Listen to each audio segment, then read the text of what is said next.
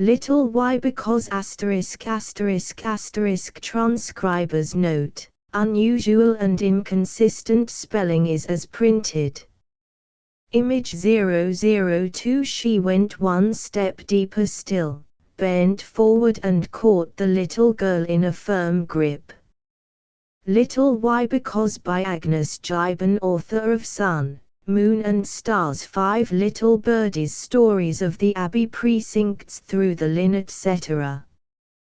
With illustrations by Dudley Tennant. London, The Religious Tract Society, 4 Bouverie Street and 65 St Paul's Churchyard. EC contents. Image 003 Chapter I Fidgets 2.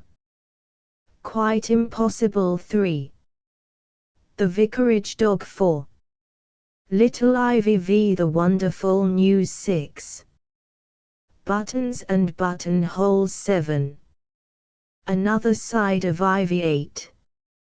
Heckler in Charge 9. Such a Temptation X Great Danger 11. Consequences 12. That Delightful Toy Shop 13. Only Think Little y because Image 004 Chapter I Fidgets Auntie, what does ruthless mean? Why do you wish to know, Heckler? I saw it in a book.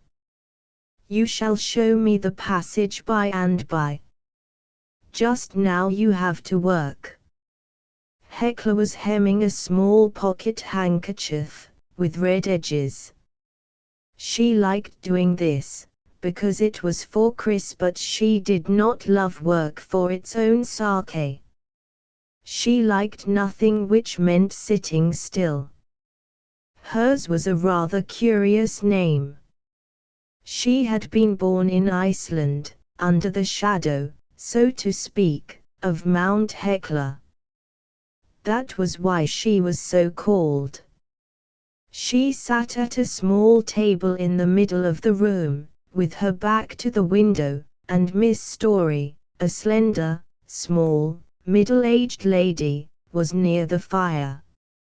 At Miss Story's feet lay a fine black Persian cat, fast asleep, and in the window hung a gilt cage, the canary within ever hopping from perch to perch, except when it stopped to feed or to sing.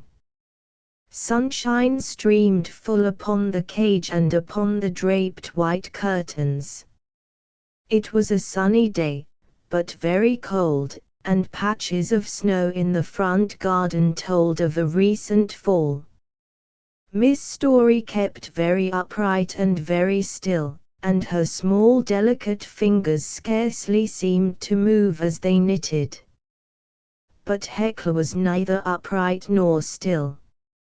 She was a restless little mortal, quite as restless as the canary in its cage. She too was slim, and also rather tall for her age, and she had an anxious way of wrinkling her forehead, as if trying to do something beyond her power. She wore a brown holland pinafore over a brown stuff frock, and her hair hung in limp rat's tails down her back. Auntie, why does Chris learn Latin, and me not? You may perhaps learn Latin some day, my dear. It is not necessary for you at present. Hekla managed 5 stitches in silence. Auntie, isn't it most dreadfully cruel of the blackbirds to eat worms? Why don't they eat crumbs? That would be ever so much nicer. I do think it's cruel, don't you? No more cruel than it is of Hekla to eat mutton. Another pause. Hekla pushed her needle in and out. Auntie, go on with your work, dear. I'm going. Auntie, my dear child, you will finish much sooner if you do not talk. Try now. Hekla did try. She screwed her forehead into all sorts of shapes, huddled herself into a bunch, and asked no questions for nearly 2 whole minutes. Her chair kept up a gentle creaking. "You need not fidget, Heckler." There were no sounds for quite 30 seconds. Then she forgot. Out went one foot and the other curled itself round the leg of her chair. Her elbow sprawled over the table, and down went a reel of cotton. It rolled away, so of course she had to run after it, and when she came back and plumped into her chair, crash followed. "My dear Heckler." "Oh, Auntie, it's my work box. I'm so sorry." "Pick it up carefully. Then you must try to be quiet." Picking up the fallen box and putting its contents straight was easy. But to be quiet, there lay the difficulty. Do what Heckler would, and try as she might, it always seemed as if the one impossible thing for her was to keep still. "I've done one whole side of my handkerchief, Auntie." She jumped up, and bang! Again. Down went her chair, backwards. Heckler. "Oh dear. Things will tumble so, Auntie." "Not unless they are made." "I didn't try, truly, I didn't." Heckler's forehead was all over crinkles. "No, dear." "But did you try not?" Heckler was not sure. She brought the handkerchief to her aunt, and stood waiting while Miss Story put on her glasses. But you must not suppose for a moment that Heckler stood still and upright, like a soldier. Nothing of the sort. First she balanced herself on one leg, and then she balanced herself on the other. Now she clasped her hands behind her back, and then she stretched them high over her head. Next, she gave a skip, and pranced round to the back of Miss Story's chair. "Stand still." Heckler said yes and danced back. "It is not badly done. One more side, and Elizabeth shall take you out." That brought another prance. "Oh, I do like going out, and I love going with Elizabeth. But you must do as Elizabeth tells you." "Oh yes, of course, Auntie." She sat down, began again, did 6 stitches, and sighed. "They are such long sides. I wonder what you would feel if you had all round a great sheet to hem. I did that when I wasn't much older than you are now." Heckler was deeply interested. She put down her work, and gazed earnestly at Miss Story. "Weren't you much older than me, Auntie?" "I was just 10 years old." "Ah, but I'm only 8.5. I'm exactly 8.5.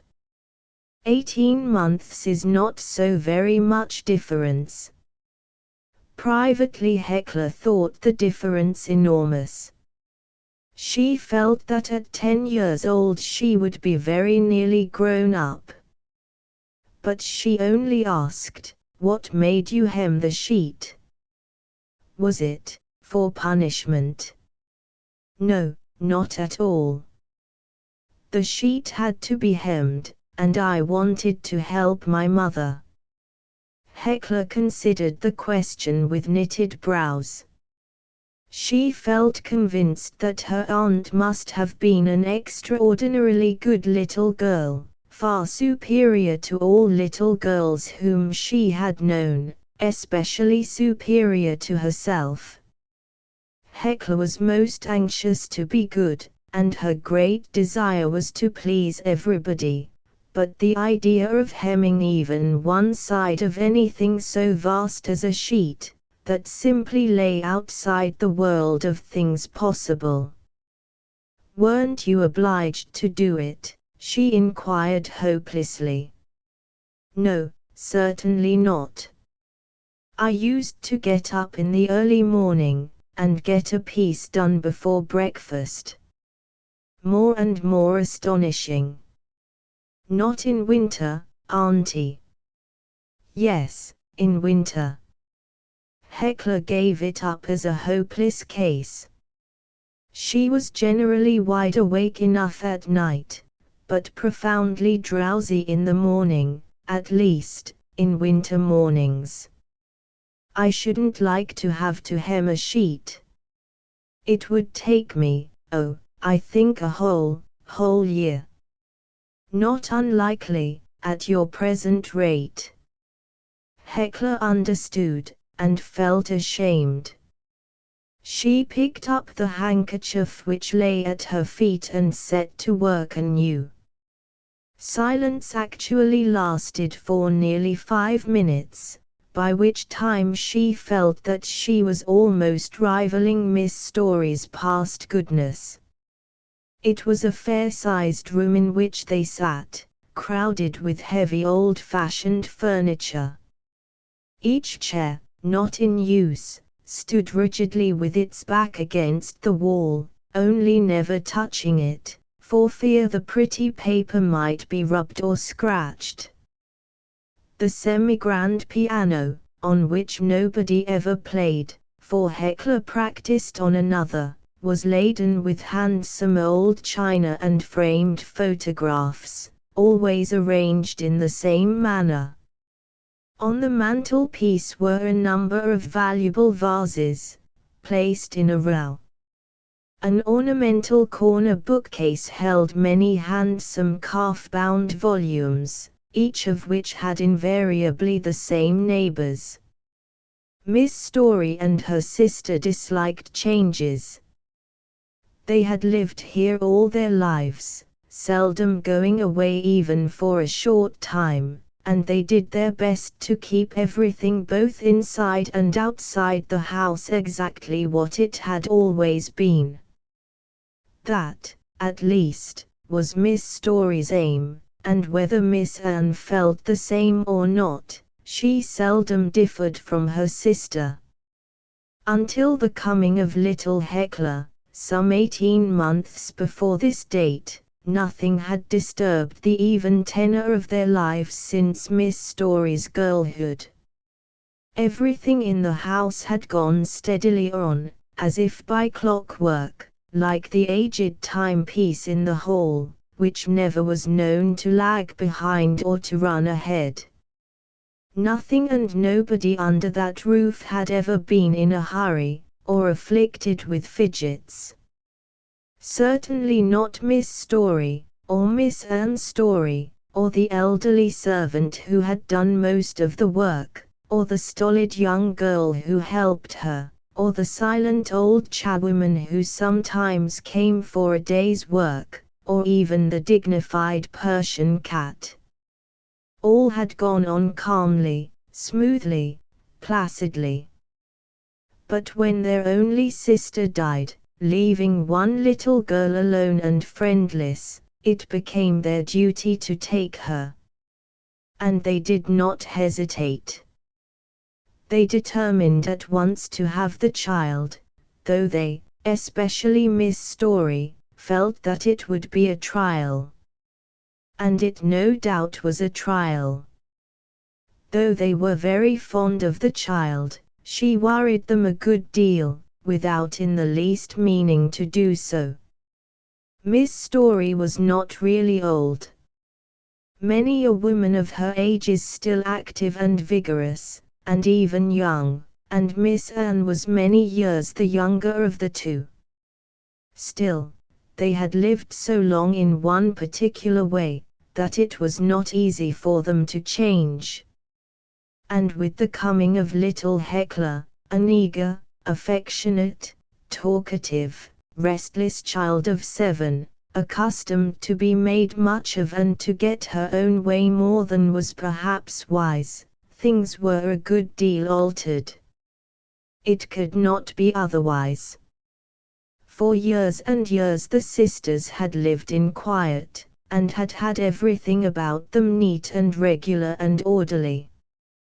All at once, into the midst of this placid household came a little fidgety sprite, never for a moment still, never, if she could help it, for a moment silent, always on the go, always wanting to do something fresh, perpetually asking questions, never putting anything away into its right place, unable to write without scattering ink spots, unable to kiss them without rumpling their nice white frills. It really was something of a trial at first even to Miss Anne, and it was a very great trial to Miss Story. Not even 18 months of it had made the elder sister grow used to the new state of things. Do what they might, they could not shape the child into their own ways. She really was on the whole a good little girl, anxious to do what was right. But she forgot words of reproof almost as soon as they were spoken, and it seemed as if she positively had to dance and skip and prance and fidget and chatter the whole day long without a break. Perhaps the aunts had done much the same in their childhood, and had forgotten, or, if Miss Anne remembered, she never said so. Perhaps they had been naturally less restless. There is a great difference between different children, just as there is a great difference between different grown-up people. Hecla never for a moment dreamt what a trial her presence in the house was to her Aunt Millicent. She knew that she was always being told not to fidget, but she supposed that to be only because she had to learn to be proper and quiet. Sometimes she wondered why the aunts liked to sit so still, and to move so slowly, and why she might not jump up and down and race round and round just as often as she felt inclined.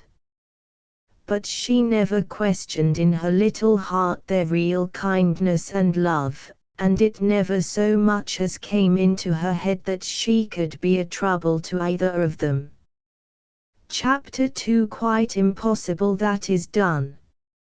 Now you may go, said Miss Story, quite as glad as Hecla was, for she had a great anxiety on her mind, and she was longing to be alone that she might consider what to say to her sister, Anne, who might come in at any moment. Hecla rushed off like a small whirlwind, only to be called back. You are forgetting everything, my dear. Put your work away, neatly, your thimble and cotton in the box, and pick up those bits of cotton. And set your chair in the right place. No, not there. As Hecla ran it against another chair, with a bang. Miss Story sighed. When I was your age, I did not need to be told the same things over and over every day. Not when you were 10 years old. No, nor when I was 8. Hecla stood motionless, the chair tilted up on its back legs as she held it. Weren't you never naughty, Auntie? No doubt I was sometimes. All children are. But I do not think I often forgot things that I was told to do. Hecla left the chair tilted on one side, with a foot on a stool, and came close to Miss Story. Won't you tell me, please, about when you really truly were a naughty child, Auntie? Please do. Miss Story gazed with rather puzzled eyes into the anxious little face. I think you ought rather to wish to hear about when I was good, she said patiently, though that crooked chair tried her dreadfully, and she did so long to be by herself. But you've told me that, oh, heaps of times. And I do want to know about when you did something naughty, ever so naughty. Not now. Perhaps some other day, when you have been particularly good. I don't say you have been exactly naughty today, but still I should like to see you trying a little harder not to forget everything you are told. Now you have to go out. And actually, again, Hecla was marching off, without a thought of that unfortunate chair. Again she had to be called back, and again she rammed it hastily into the wrong place, banging the back of another chair against the wallpaper, which the two aunts were always so careful to guard from unsightly marks. Of course the bang left a dent, and when at length Hecla vanished, Miss Story sighed and closed her eyes, and murmured, "What a child it is! And to think of another! Impossible!" Back whisked Hecla, bursting open the door, and rushing across the room. "Oh, Auntie, please! May I go and see Chris?" "Not today. Please. I want to see him, ever so much." "No, not today. Only just for 1 minute, Auntie." "No. That is enough, Hecla. Do as you are told.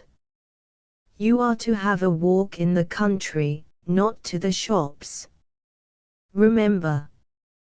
Hecla went away slowly, and Miss Story folded her hands together, setting herself to think. With that restless little being in the room, she had found thinking out of the question. No sooner had she settled herself than the door opened again, this time very gently. A lady appeared, just a little taller than herself and quite as slim, but younger looking.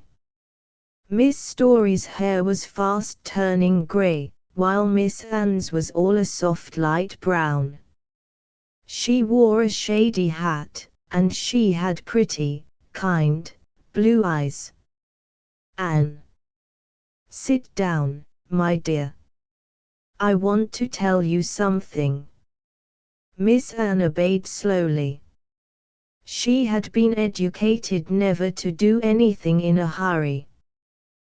"The second post has brought me a letter from Frederick. He asks something unexpected, something which I really do not think we can grant. I do not see that it is possible." Miss Story spoke in a troubled voice. "I really do not think we can." Miss Anne made a little movement, as if holding out her hand for the letter, but she checked herself. "Yes, you shall see it. I wish you to see it. In fact, it is written to you as well as to me. But I wanted to prepare you first. It came upon me quite as a shock. All the morning I have had it on my mind, and Hecla has been more forgetful than ever, really very trying, poor child. But you will see what they ask, Frederick and Mary, I mean. He has the offer of a good appointment in a place very unhealthy for children. They cannot take little Ivy, and Mary says she cannot let her husband go without her. And they ask us." Miss Anne read the letter slowly. Then she looked up at her sister and read it again. "You see, the thing is impossible. Quite impossible. A child of 5. To come here as if our hands were not full enough already. A child of 5. What a dreadful idea. Miss Anne's soft blue eyes had a curious light in them. She did not look as if the idea were so dreadful to her. I cannot imagine what they are thinking about to ask such a thing, pursued Miss Story, her little thin hands trembling. Of course, when our dear sister was taken from us, there could be no question about giving a home to her child. But this is not at all the same. Frederick is only our cousin. Our only first cousin, murmured Miss Anne. Yes, but still, he really has no right to expect anything of the sort. And 5 years old. Such a troublesome, mischievous age. Hecla is trying enough, so careless and forgetful. Still, she does understand, when one explains to her. But, 5 years old, a mere baby. We should have to send Elizabeth away, and have an older servant. Impossible. But, uttered Miss Anne. You have read it all. Twice through. You see, Frederick would not let it be any expense to us. Miss Story held up her head. If the child came, I certainly would not be paid for it. Quite out of the question. Frederick seems to think he ought not to refuse this offer. I suppose he ought not. But Mary might remain behind for a time. And let him go alone. Oh no. And, Millicent, they have nowhere else to send the little one, except to school. Think. School at 5 years old. Poor wee pet. Other people have the same difficulties, my dear Anne. I do not see that we are called upon to give a home to all the children in the Story family. It is out of the question. Quite out of the question. The sparkle in Miss Anne's blue eyes was quenched. Then I suppose you will write and tell Frederick that he must send Ivy to school. I shall write and explain. There is nothing else to be done. Miss Story gazed round the room, seeing in imagination a small rampageous infant rushing about, teasing the canary, worrying the cat, upsetting everything, behaving altogether precisely as little girls of 5 should not behave. It is impossible, she said again. Frederick ought not to have asked such a thing of us. If it cannot be, I suppose there is no more to be said, Miss Anne regretfully observed, standing up. I am sorry. Poor little Ivy. We are just beginning to get Hecla a little into order, and another child in the house would upset her completely. They would make one another naughty. No, dear Anne, it cannot be. I am quite decided. Then you will write, Miss Anne said, and she went out, that her sister might not see tears in her eyes. In the passage, Hecla ran plump against her. Gently, dear. Where are you going? Out for a walk. Hecla's face was all sunshine again, and she held it up for a kiss. Elizabeth and I are going. Where is Elizabeth? She'd got to do something first in the kitchen, and she said she'd meet me at the back gate. I'll walk down the garden with you. Sometimes, when Miss Story was not at hand, Miss Anne would indulge in a little run with her niece, and she did so now. Hecla slipped an arm through hers, pulling hard, and Miss Anne ran briskly all down the back garden pathway. "Auntie, I wish you'd come for a walk. I'm wanted indoors, dear. I have been out already. Elizabeth can't tell me stories, and I like stories. Auntie Anne, weren't you ever naughty when you were a little girl?" "Very often naughty, I'm afraid." That was consoling. "I'm glad. Won't you tell me someday all about your being naughty?" "Perhaps, someday. But you mustn't be glad, Hecla.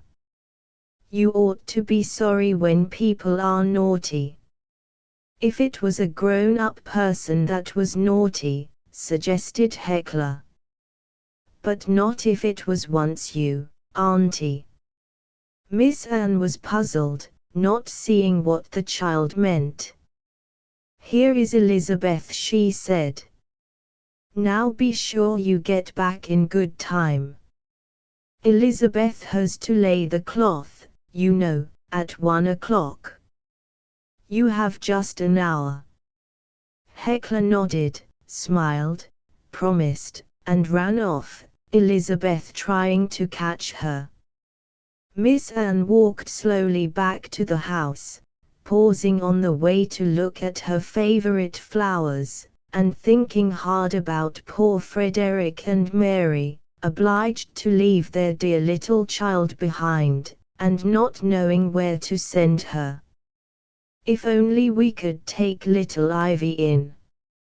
I should love to have another," she whispered. "Children in the house make life so different."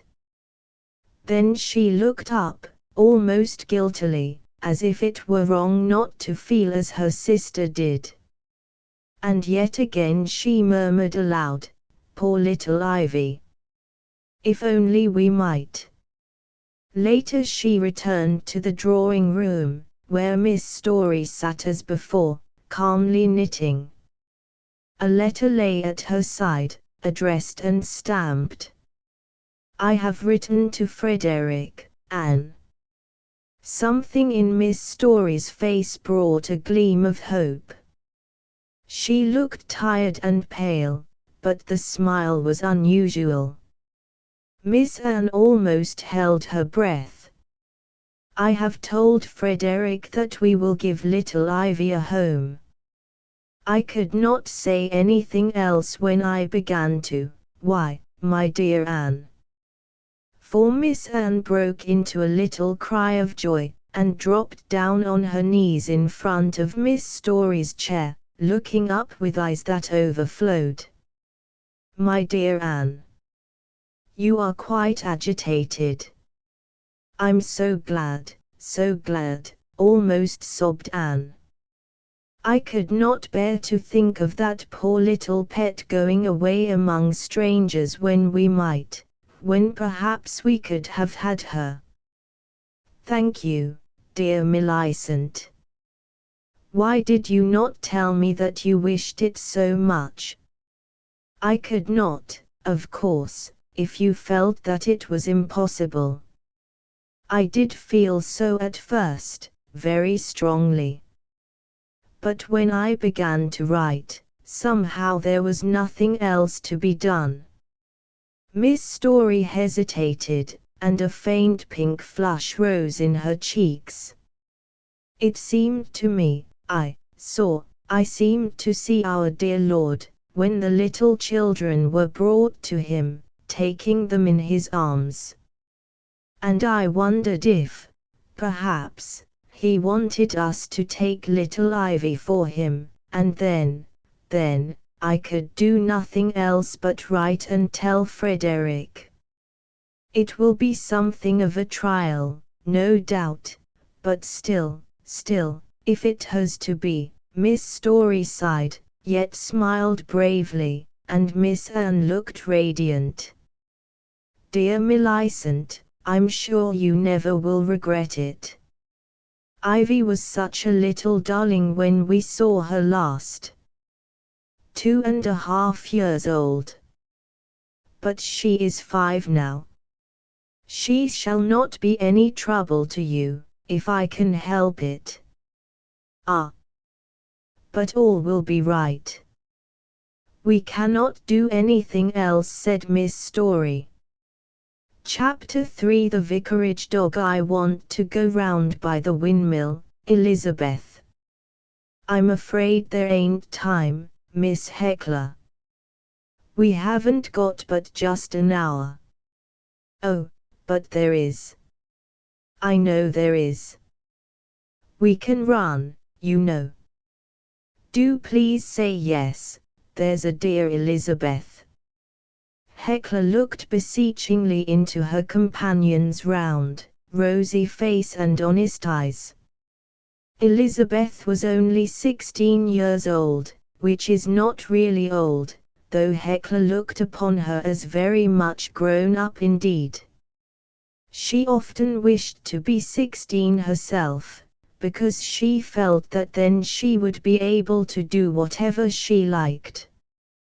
Elizabeth had been in Miss Story's service ever since leaving school at 12 years of age, and she was a careful, dependable girl. She was devoted to Heckler, and loved nothing better than taking the little girl out for a ramble. It's a good bit round by the windmill. She hesitated, pulling out her neat metal watch, of which she was very proud, for it had been given to her by Miss Story on the day when she completed 4 years in the house. We'll race, urged Heckler. Do, please, come. It's 2 minutes past 12, and we haven't got but hardly an hour, Miss Heckler. You said that before. Make haste. We're wasting time now, ever so much. And I mustn't be 1 minute late. Not 1 minute, pursued Elizabeth stolidly, though she began to move. If I am, Mrs. Prue will begin laying of the table, soon as ever the clock strikes, and then, I shan't hear the end of it. Prue, otherwise Prudence Brown, was the servant who had been with the Miss Storys for 30 years past. And it was thought more respectful for a young girl like Elizabeth to call her Mrs. Prue. But we won't be late, declared Heckler. Come along. Let's hurry. I don't mind starting that way, and then we'll see, Elizabeth said. If you won't stop to look at every single thing, we could do it, Miss Heckler. Of course I won't, cried Heckler, setting off full speed. And the next minute she came to a standstill, as a small fox terrier, with muddy feet, rushed up and began leaping upon her. Trip, you sweet dog, how nice. Trip means to come with us for a walk. He mayn't he? Oh dear me, what a mess he is making of your frock, Miss Heckler. Down, Trip, down, shrieked Heckler, in fits of laughter, as Trip struggled to lick her nose. You dear. And she hugged him vehemently. Come along, come. We'll run now, won't we? And she started again, all unmindful of the muddy streaks down her skirt. Elizabeth looked ruefully at those streaks, but she gave in, and hurried after the scampering child and dog. If they only kept going at this pace, there would be no difficulty in getting back by 1 o'clock.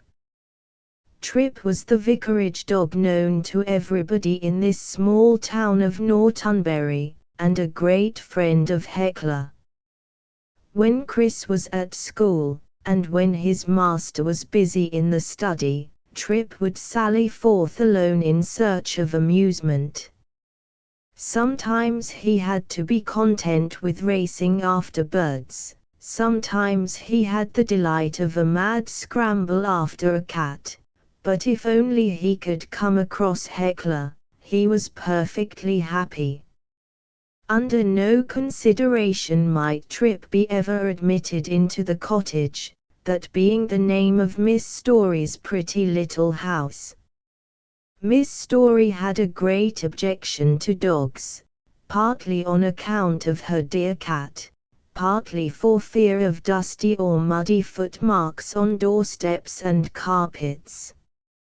Trip was afflicted with an ardent longing to go where Heckler was, and he had tried, times without number, to sneak into the cottage by a side entrance.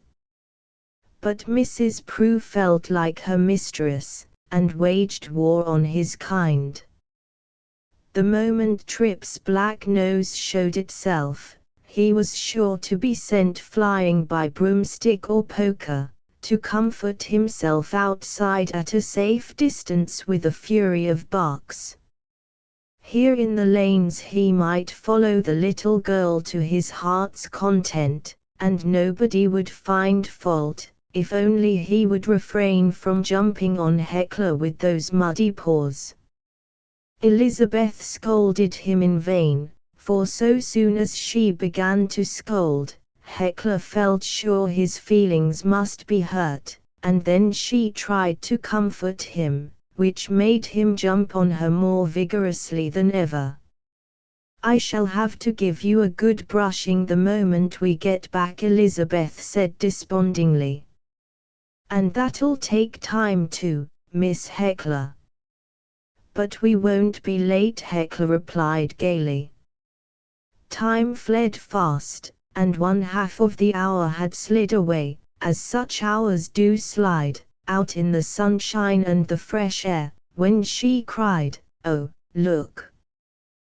There's a dear sweet little robin!" And she stopped to seize Trip by the collar. "Look, look, just on the path. Hasn't he nice bright eyes?" "No, Trip, you shan't frighten the dear little robin." "Oh, you naughty doggy!" For Trip broke loose, and tore after the robin, which of course flew away. Trip pursued, then vanished into a small plantation, from which he did not come out in a hurry. Heckler called, Elizabeth called, in vain. They tried coaxing, and they tried scolding, but Trip was a dog who liked his own way quite as much as little girls and boys do, and nearly 10 minutes passed before it pleased him to walk out, with an innocent face, as if much surprised that anybody should be in a hurry. "You bad, bad Trip, to keep us all this time." Heckler pretended to beat him, and then kissed the top of his head, which of course meant more leaping up, and fresh attempts to lick her cheeks.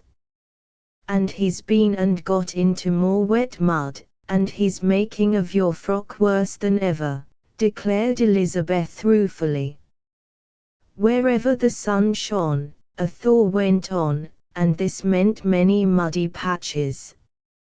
"Dear me, whatever will Mrs. Prue say?" Elizabeth again pulled out her watch. "We've got to turn back this minute, Miss Heckler. There ain't no time for the windmill today. Trip's hindered us a deal too long." "What a pity. I do want to go round," exclaimed Heckler. "Couldn't we run very, very fast?" "No, we couldn't, Miss Heckler, and we ain't a-going to try. I've had enough o' that." Elizabeth turned resolutely round as she spoke, and set off. And Heckler, after one deep sigh of disappointment, started running in advance. Trip lagged behind, with drooping tail, very much disgusted, for he knew that this meant going home, and he didn't want to go home. But Hecla, whatever her faults might be, was not in the habit of showing sulks when she could not have her own way. "I know what I'll do," she cried suddenly. "I know what I'll do. The quarry is only just round that corner, and I do want to see if I can't find some snowdrops for Auntie Anne. It won't take a minute." She shouted the words, turning her head back, and before Elizabeth could open her mouth to protest, she was flying at full speed round the next turn to the right, down a little narrow lane, which led to a small quarry, long ago disused, and now well grown over with grass and bushes. A particularly steep path led to the bottom, and by the time Elizabeth arrived at the edge, Hecla had rushed down this path at breakneck pace, fortunately without any slip, or she might have rolled the whole way, and was diving eagerly among grass and moss in the farther corner. Elizabeth stood waiting above, for she was not sure-footed, and she did not care to try that path. "Come, Miss Hecla, come," she kept calling. And presently Hecla rushed back, scrambling up the steep path in great haste. "I've got them! I've got them!" she cried, radiant with delight. "Look! 3 lovely little snowdrops! Won't Auntie Anne be glad? I can't stop one moment, Miss Hecla. We're late. It was downright naughty of you to run off there without leave. And you knowed I'd got to get back." Good-natured Elizabeth was for once really vexed. She took firm hold of Hecla's hand, and they ran together till they were breathless, slackening then for a minute, only to run again. But their efforts were in vain. As they entered the front door, panting and red-cheeked, and Hecla all over muddy marks, Mrs. Prue, with a particularly grim face, was seen carrying an empty tray from the dining room. And Miss Anne came out and said, "Elizabeth, you are not in time. You should have brought Miss Hecla home earlier. I thought I could depend upon you. It is 10 minutes past 1. "I'm sorry," Elizabeth answered, and not one word did she utter in self-defense. But, though Hecla could be forgetful and careless, she could not stand by and see Elizabeth blamed for what was her fault. "It was me, Auntie," she said. "It wasn't Elizabeth. I wanted to get these snowdrops, and I ran into the quarry. They're for you, Auntie, because I love you." Aunt Anne bent a little towards the child, with a soft look in her eyes, yet she said, "I'm afraid I can't take the flowers today, Hecla. I'm sorry. I should like them, but I must not." Hecla stood still, dismayed. She partly understood. "You may go, Elizabeth. I am glad to know that it was not your fault." And Elizabeth disappeared. Dear little Hecla, don't you know that love is best shown by doing what is right, by obeying orders? I love to know that you love me, but I want to see you thinking first of doing rightly. And then, to have the flowers would be so nice. but not if they made you disobey and get others into trouble. Now you had better run upstairs and wash your hands. After dinner you must change your frock, but there is not time now." Hecla was glad to hurry away, for something had made a lump creep into her throat, and she hated that feeling of a lump. She washed her hands in a great hurry, and tried to brush off some of the muddy streaks. And then, to get rid more completely of the lump, she raced round and round the room several times, and jumped on and off a chair as hard as she could jump, never once thinking of her Aunt Millicent in the room below. It certainly did make her feel better, though not yet happy, for she knew that she had not done as she ought, out of doors, and when she glanced towards the poor little rejected snowdrops, lying on her table, the lump wanted to come back.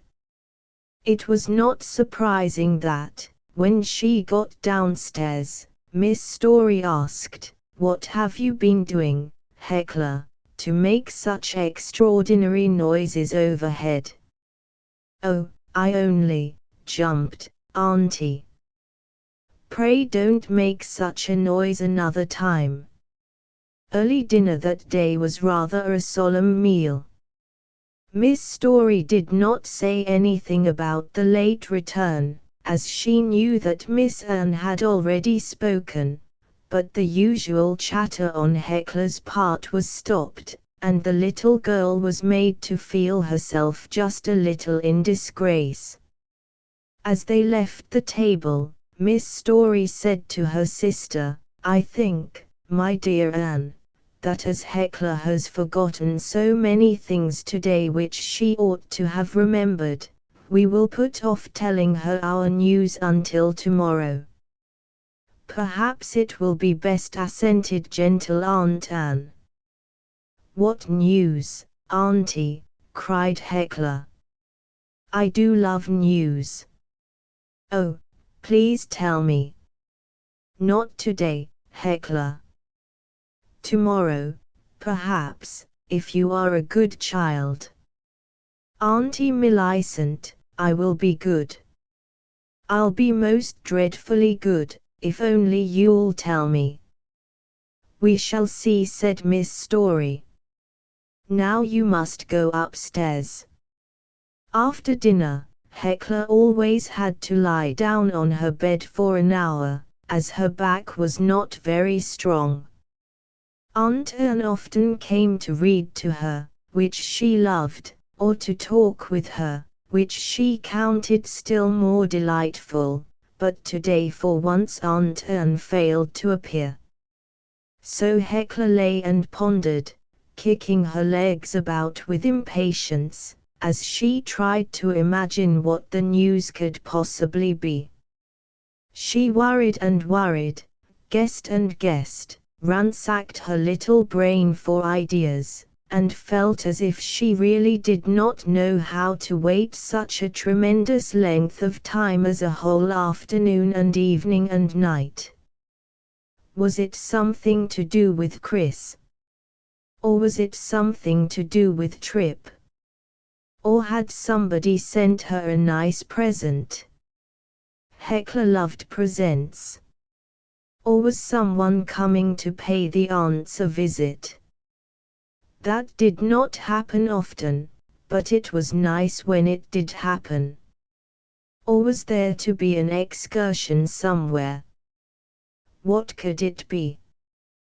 Chapter 4. Little Ivy. Miss Story's cousin, Mr. Frederick Croft, read her letter silently, his young wife leaning against his shoulder and reading it also.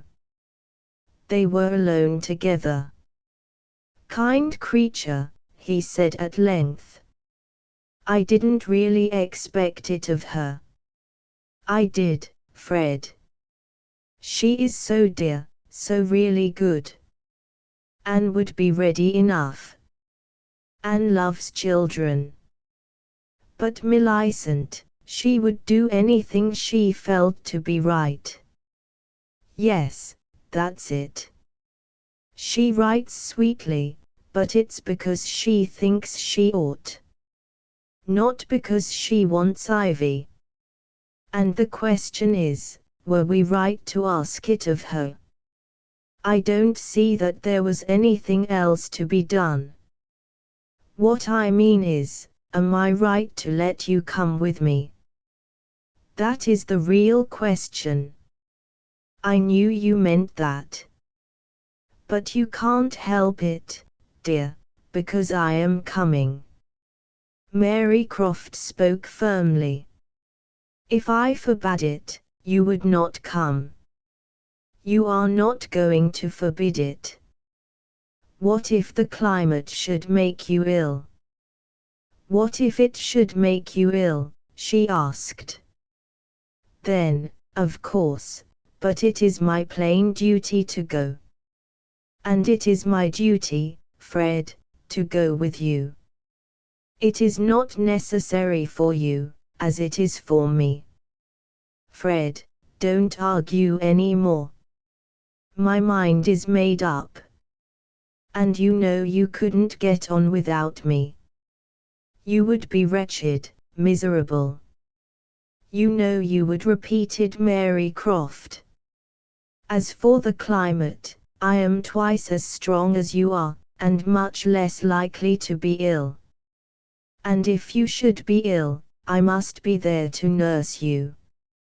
Neither said any more for 2 or 3 minutes. Perhaps Mr. Croft felt too strongly to reply.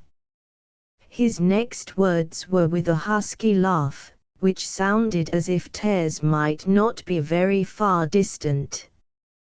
I wonder how poor little Why-because will take it.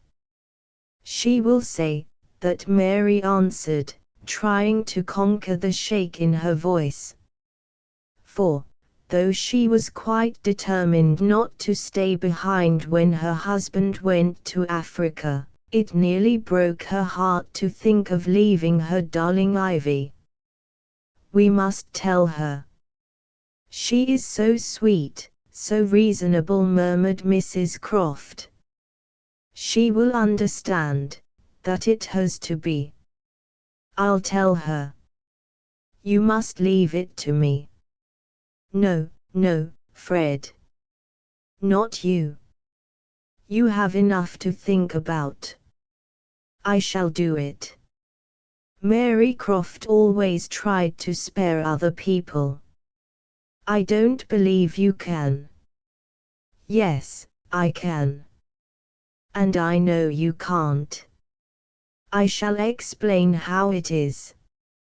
Somehow, one always talks to Ivy as one would to a grown-up person. Dear, you will write at once to Miss Story. Tell her how grateful we are, how I love her for it, how sweet our pet is. I'll write too, but not today. Pshaw, pshaw, murmured Mr. Croft, as the door opened, and a child came softly in. Then, in a moment, he knew that he could not possibly make up his mind to tell little Ivy of the coming separation. He could not do it. He was a brave man, but that was beyond his powers. Yes, I'll go and write to the cousins, he said hurriedly, standing up. And Mary Croft smiled faintly to herself, for she understood. He went out of the room, pausing by the way to bend over the child for one vehement kiss. After which he fled. Ivy came forward, and stood beside the table, looking at her mother. She was such a dear little girl. No wonder her father and mother could hardly bear the thought of being parted from her. She held her head well up, like a small queen, and she had pretty plump fair arms, and soft velvety cheeks, and great billows of pale brown hair, which was shot with gold when the sun shone on it, rose over her forehead and fell curling all down her back, and her big thoughtful brown eyes were fixed wonderingly on Mrs. Croft's face. When anything puzzled Ivy, she had a funny way of saying, "Why, because," pronouncing the two words in a soft, slow, questioning manner. Mr. Croft liked so much the way in which she did this, that he would not have her taught to speak differently. And that was how he had fallen into the habit of calling her Little Why Because. Besides being so sweet to look at, Ivy was very sweet in character, a loving-hearted, gentle child, and indeed it was this which made her so sweet in face and manner. If she had been spoilt and ill-tempered and disagreeable and selfish, she might have been just as nice-looking a little girl in outward form, but everybody would not have loved her nearly so much. She would not have looked half so sweet and attractive. Nothing spoils the prettiest face like ill temper. As she stood by the table, she inquired, "Mummy, why because is Daddy crying?" "Was Daddy crying, darling?" "I saw real live tears in his eyes, Mummy." She meant that he was not merely pretending to cry, to amuse her, as sometimes he had done.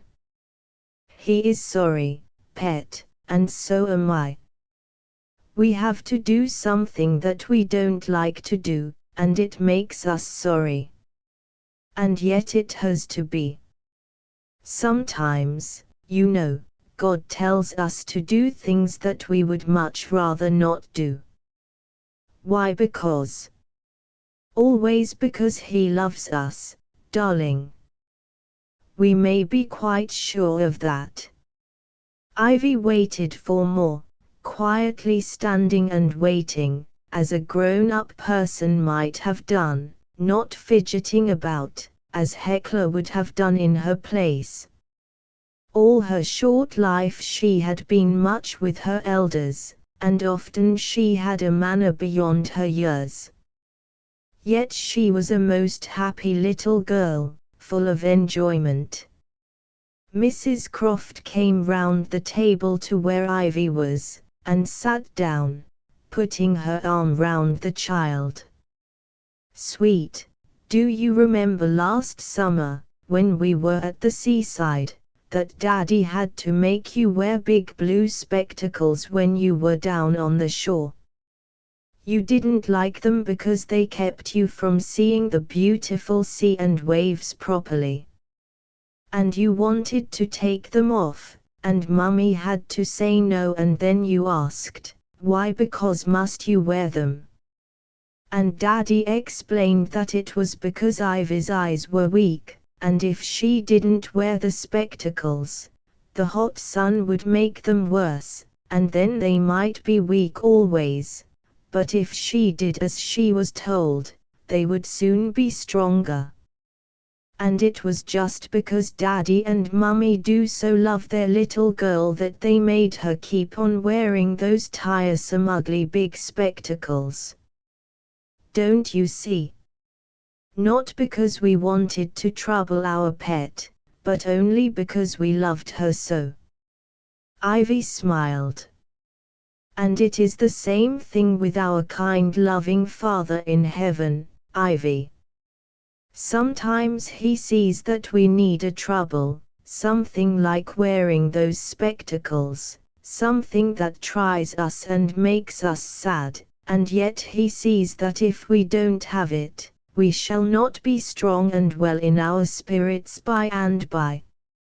And so, because He so tenderly cares for us, He sends the trouble, and tells us to bear it patiently. Does my pet understand?" A little nod came in reply. "But Daddy did have real tears, Mummy. I don't think that was wrong of Daddy." When God has to send us trouble, He doesn't tell us not to mind, only to try to be patient, and always to be sure that He loves us. When our dear Lord was on earth, and had great troubles to bear, He shed tears, and He was very, very sad, but still He always said, "Thy will be done." And we must say the same. Ivy gave a sigh, and leant her pretty head against her mother's shoulder. Mrs. Croft's other arm came round her tightly. Oh, how she wished that she could shield her darling from every sorrow. She would gladly have borne anything herself, if only Ivy might be perfectly happy. Sweet, how would you like to pay a visit to kind Cousin Millicent and Cousin Anne? You know what a beautiful present they sent you at Christmas. My big doll, Mummy. Yes, with a lot of fine clothes that come off and on, and a cradle for Dolly to sleep in. Wasn't it good of them? And now I hope Ivy is going to stay with them. Mummy and Daddy too. Mummy will take you there, darling. And then Mummy and Daddy have to go on somewhere else for a time. Where? A good way off. Daddy has to go, and Mummy can't let him go alone. Why, because must Daddy go? I'm afraid you can't understand that, Ivy. You are too little. By and by, when you are older, you will see why it had to be. You must believe now that Daddy wouldn't go if it was not right. There are many things that we can't understand till we are older, things that Daddy and Mummy can't understand now, and never will till, by and by. And this is a thing that little Ivy can't understand yet. But you can trust Daddy and Mummy, darling. You know we wouldn't go if we could help it, if it wasn't for little Ivy's good in some way. Perhaps poor Mrs. Croft was saying all this as much for her own comfort as for Ivy's, yet Ivy seemed in a way to understand. And then Mrs. Croft added, "We should love to take our darling with us, but we must not." Why? Because, came promptly, as a matter of course. It is a place where little children cannot live. If we took you, you would soon fall ill. You would suffer terribly, and you could not run or play. Think how cruel that would be for us. You are healthy and strong now, and we want you to keep well. And so we are going to leave you for a while with those dear kind cousins, and they will take such care of our pet, till we come back. Why? Because should I be ill, Mummy? Ivy spoke in a rather smothered voice. It is such a hot place, burning hot, and not fresh and cool like this. All little English children fall ill there, so their fathers and mothers dare not take them. Yet Daddy has to go, and I know my little Ivy will be brave and good, and will wish Mummy to go with Daddy and to take care of him. And only think, as she felt a heaving sob, only think, sweet, what fun it will be for you to have Cousin Hecla to play with. She is only 3 or 4 years older than Ivy. You have never yet had another little girl belonging to you, in the same house. Won't that be delightful? You must take your new dolly, and you and Hecla can play with it together. Though Ivy cried a little, as she nestled in her mother's arms, it was wonderful how bravely she took all this. Of course she did not know what it really meant. She had no idea how far away her parents were going, or how long they might have to stay. She had never yet been parted from them, and she could not picture to her little self what it would be not to have them always at hand. She was so small. But also she was, as her mother had said, such a reasonable little girl. Though only 5 years old, she was remarkably sensible and full of thought. When once she knew that there were good reasons for what had to be, she would submit. In this case she understood at least that Daddy was obliged to go, and that Mummy could not let him go alone, and that she might not go with them. And she submitted, not indeed without tears, but without resisting and fretting. It seemed, too, as if the little child already knew something, already grasped just a beginning, of that which many people do not even begin to see till late in life, a full belief that God always knows what is best, and that whatever comes from Him comes in love. Chapter V. The wonderful news. Hecla had to wait next day till after early dinner, before hearing what the wonderful news was. Miss Story felt sure that, if she were told sooner, she would not do a single lesson well that morning, so at breakfast, Aunt Anne promised that she should know directly dinner was over, if she were good meantime. That if had wonderful power. Hecla, in alarm lest she should have to wait another day, did her very best, and did nicely. She actually kept from fidgeting, learned her easy lessons, wrote neatly, made few ink spots, and put almost everything away in its right place, without being reminded. So, you see, dear, you can do better when you choose, Aunt Millicent remarked. What a pity you don't choose oftener. And it was a pity, was it not? Then she went for her walk with Elizabeth, and Elizabeth seemed to know more than Hecla did, for she kept pursing up her lips in a most provoking fashion, and refusing to answer questions. "You'll hear, all in good time," was the most she would say, when Hecla kept wondering and wondering what the news could possibly be. "I believe you know all the time, and I don't see why I shouldn't too," she said in an injured tone, forgetting that but for her own fault she would have been told as soon as Elizabeth. "Do just say one thing. It isn't a doll, is it? A big, big doll that winks? I should love to have a doll that winks." "It isn't that, I'm quite perfectly sure, because it's nobody's birthday now, and I do wish it was."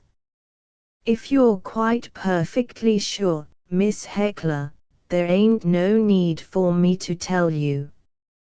"Elizabeth, you're just horrid," cried Hecla, and she raced away, making Elizabeth race after her. But, of course, she did not really mean that kind Elizabeth was horrid, and in 3 minutes she was back again by her side, putting endless questions. In time the walk ended. They reached home punctually at 1, and early dinner followed. Both aunts were smiling, and Hecla felt sure that the coming news must be good news. She was in such haste to be told, that she tried to get rid of her helping in a terrific hurry, and drew on herself more than one rebuke. "My dear Hecla, you will certainly choke yourself," Miss Story said seriously. "That is not the way to eat. Look at Aunt Anne and me. Do we stuff our food down in that fashion? Hecla was obliged to confess that they did not, as she watched the tiny morsels which were delicately inserted, one by one, between Miss Story's lips. But I'm in such a dreadful hurry today, Auntie. Aunt Anne looked pleadingly at Aunt Millicent, and the latter said nothing. Hecla tried to copy Miss Story's mode of eating, and so pleased was Miss Story to see this that, when the meat went away, she observed, "You have been a good girl this morning, and you shall not wait any longer." And then the news was told. Hecla listened with fixed eyes of amazement, hardly able to believe what she heard. She kept breaking in with questions, interrupting explanations, and repeating the words uttered, as if they conveyed no meaning to her mind. It was not that she was actually stupid, as a listener might have imagined, but that her own thoughts were racing at such a pace as to make it impossible for her to take in half of what was spoken. Naturally she became puzzled. A real little girl. Coming here. Coming to live. Truly, Auntie. A real, live, little girl. My dear Hecla, don't be silly, began Miss Story, rather vexed. And before she could utter another word, Hecla, suddenly grasping what the news meant, leaped from her chair, and hopped vigorously round the room. Miss Story looked in despair at her sister, who was smiling, and said, "Now, what is that for?" "Just a little ebullition of feeling, dear Millicent," said Miss Anne. And as Hecla, in her wild career, came close, she put out a firm hand and stopped the child. Hecla stood still, breathing hard with her exertions.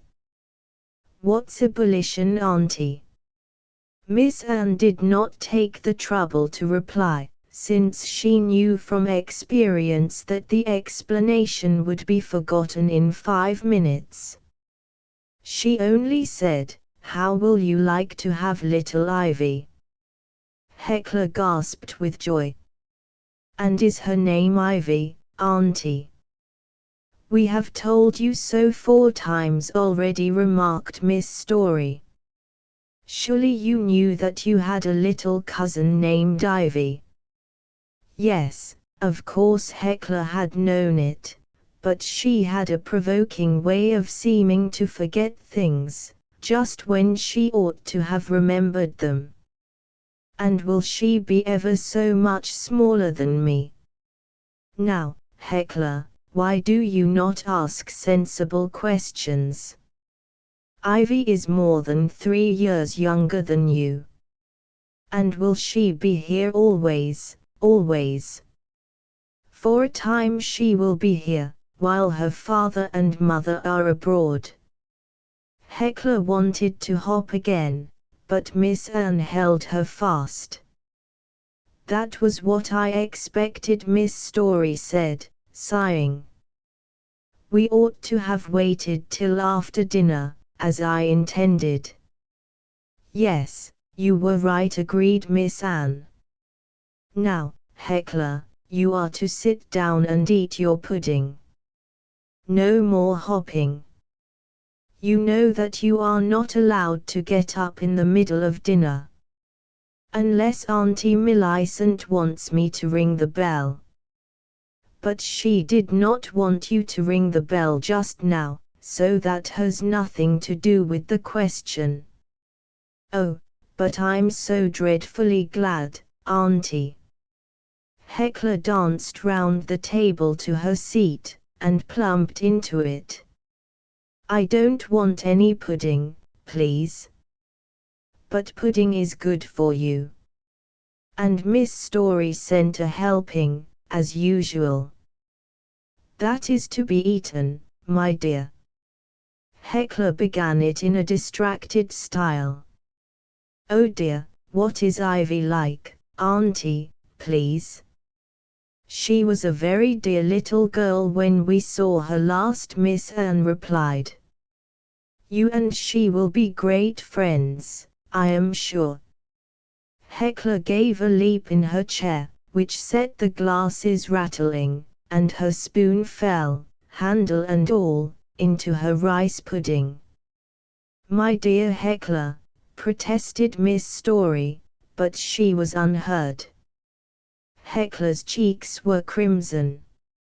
Auntie, oh, Auntie, please, may I take care of Ivy? Please, mayn't I? I'd love to dress and undress her, like I do with my doll. And throw her into a corner, when you are tired of doing it, asked Miss Anne. Oh no, no, I couldn't ever be tired of Ivy. May I? Elizabeth, a fresh spoon for Miss Heckler. Finish your pudding, said Miss Story. Mayn't I, Auntie? Please say yes. If we find you growing very, very careful and particular, and always doing what you are told, perhaps someday you shall be allowed to help, Aunt Anne said.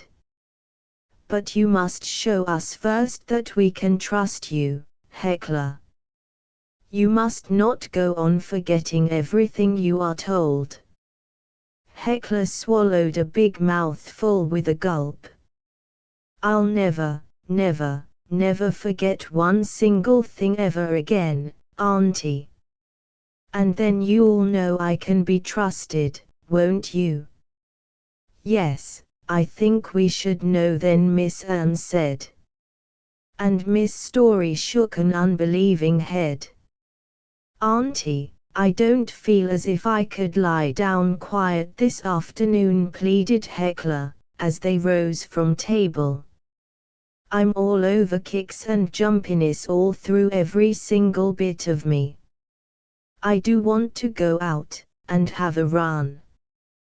Please, mayn't I? The aunts spoke together in undertones, and Miss Anne turned to Heckler. Just for once we will let you off the lying down, she said. You must be very good, and not ask it again. I am going to speak to Mr. Dean, and you may come with me. Heckler flung herself on Aunt Anne, in rapturous gratitude. Alas, for Miss Anne's beautiful frills. But she liked to be hugged, even though she gently tried to shelter the frills from being crushed. That will do, dear. Now we must get our hats. And perhaps I shall find Chris. I do want to tell Chris, and Uncle John too. Uncle John was Mr. Dean, the vicar of Nortonbury.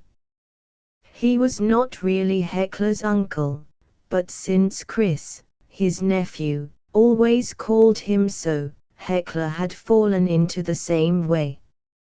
Mr. Dean liked her to do it. He was very fond of children, and all children loved him. During many years he had worked tremendously hard in a big poor London parish, till he became very ill, and was ordered to go into the country, to save his life.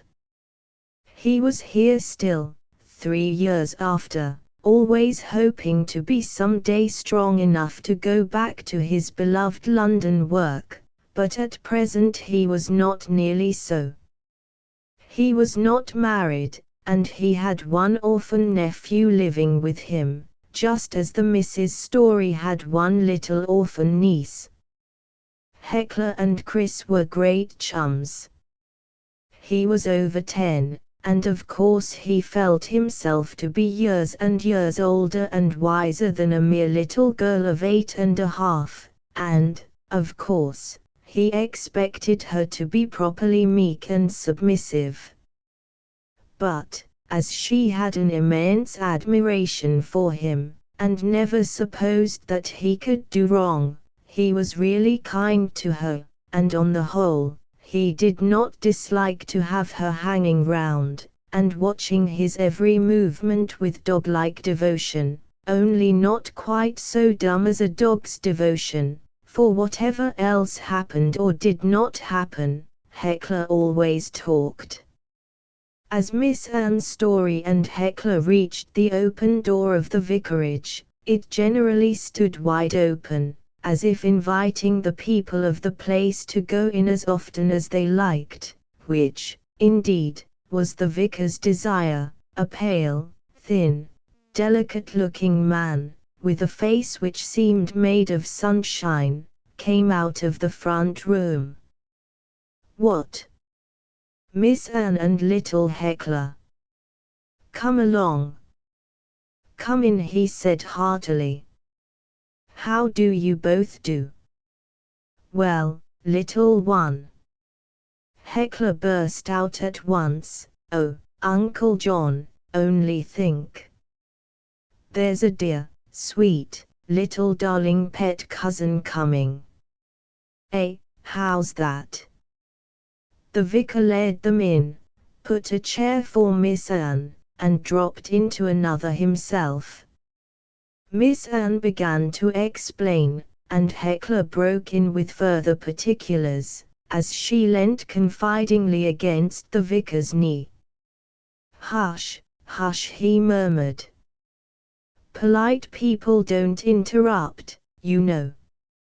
Aunt Anne was saying something.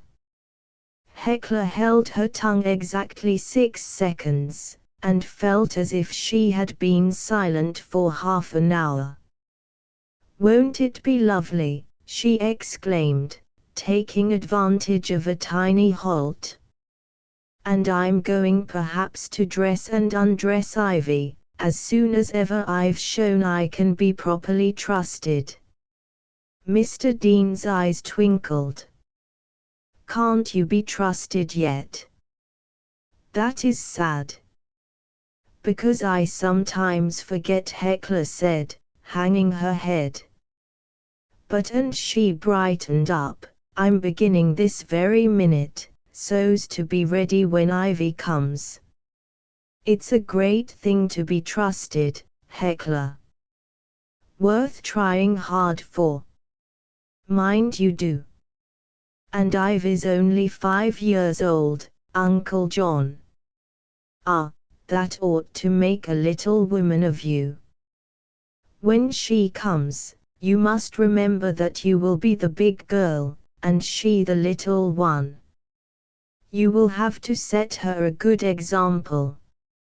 See?" Hecla nodded, examining the vicar's sleeve stud. "Little girls almost always try to do what they see big girls doing. So a great deal will depend upon you. If Ivy sees you careful and truthful and obedient, she will try to be the same. And if not, she will copy the other ways.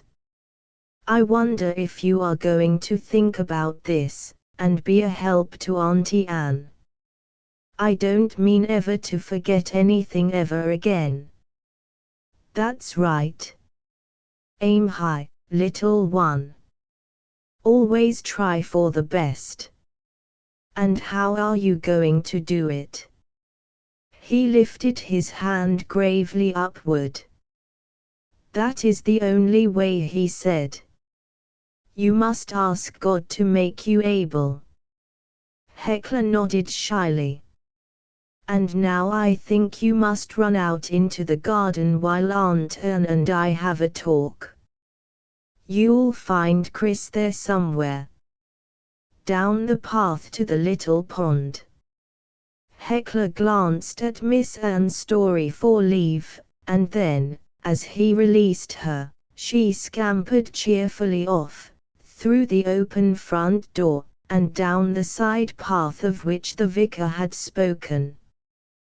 This being Chris' half-holiday, she had been in great hopes of coming across him. And, indeed, no sooner had she passed through a mass of bushes than she saw her friend. The path opened out upon a minute pond, and by its side stood a boy, hands in pockets, surveying a large frog. The frog sat motionless, apparently surveying him with no less interest. Christy, or Chris, as he was commonly called, had a merry, freckled face, and reddish hair. "Chris," she cried. Only think, Chris." "Well?" questioned Chris, not changing his attitude. "Chris, it's going to be so lovely." "What is?" Chris showed no overwhelming interest. A girl's news was not likely to be important. Hecla whirled round like a little dancing dervish as a relief to her spirits, and dropped down on the grass, only to spring up and whirl again. "Hello, I say, you're frightening my frog." Hecla came to a standstill. "Is he yours?" "How did you get him?" Chris explained with brevity. "What's up?" "Guess, only guess." "I'll give you 20 guesses." "New doll." "No, it isn't a new doll, not exactly." "Well, you may as well say." "New frock, I suppose," with calm disdain. Hecla whirled again, 3 times round. "No, it isn't a new frock," she cried gleefully. "Then I don't know what it is." "Girls only care for dolls and frocks." It's, Chris, it's the loveliest news. Only think. A dear little darling girl is coming to live with us." "Really to live with us, Chris?" "A real, true cousin." By which, she rather unkindly meant to point the difference between this connection and the sham relationship which Chris enjoyed. But the arrow fell harmless, for Chris was sublimely indifferent to cousinships. "And I'm going to do heaps of things for her.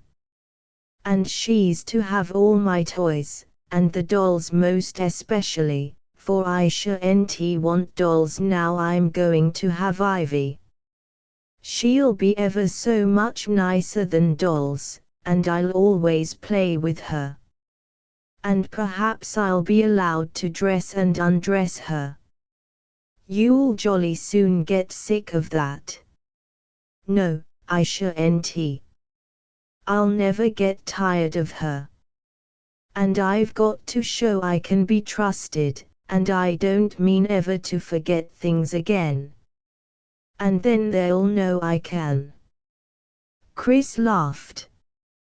"You needn't laugh, Chris, not like that, truly you needn't, because I do mean it, you know." Chris was delicately tickling the frog with a straw to induce it to leap. Hecla paused in her outpour to watch his proceedings. She always loved to look at what he might be doing. "So it's a baby, is it?" he presently vouchsafed to ask. "The frog?" inquired absent-minded Hecla. "You dunderhead." "The cousin, of course. She's near a baby, but not quite. She's 5 years old. And you're only 8, pretty much the same." This was too insulting, even from Chris. "Why, Chris?" Getting crimson. "Oh, Chris, how can you?" "Why, I'm 8 and a half, and a whole month besides." And I can read, and I can hem pocket handkerchiefs, and I can spell and do lots of sums. And I know history. And she's only a tiny wee mite. Then Hecla reminded him that even he was only 10.5, just 2 years older than herself, which he always treated as a huge difference, and she tried to reason out the fact that he was less older than herself than she was older than Ivy. She saw the comparison in her mind, but only managed to bring it out confusedly. And Chris's sole comment was, "Bosh." Then the frog made up his mind what to do, and went off in a series of long leaps. Chris rushed after him, and Hecla would have done the same but for Aunt Anne's voice calling. So she had to go home, feeling rather flat, for her joy in Ivy's coming had met with small sympathy from her chum. Chapter 6 Buttons and Buttonholes. 3 weeks passed, and little Ivy came.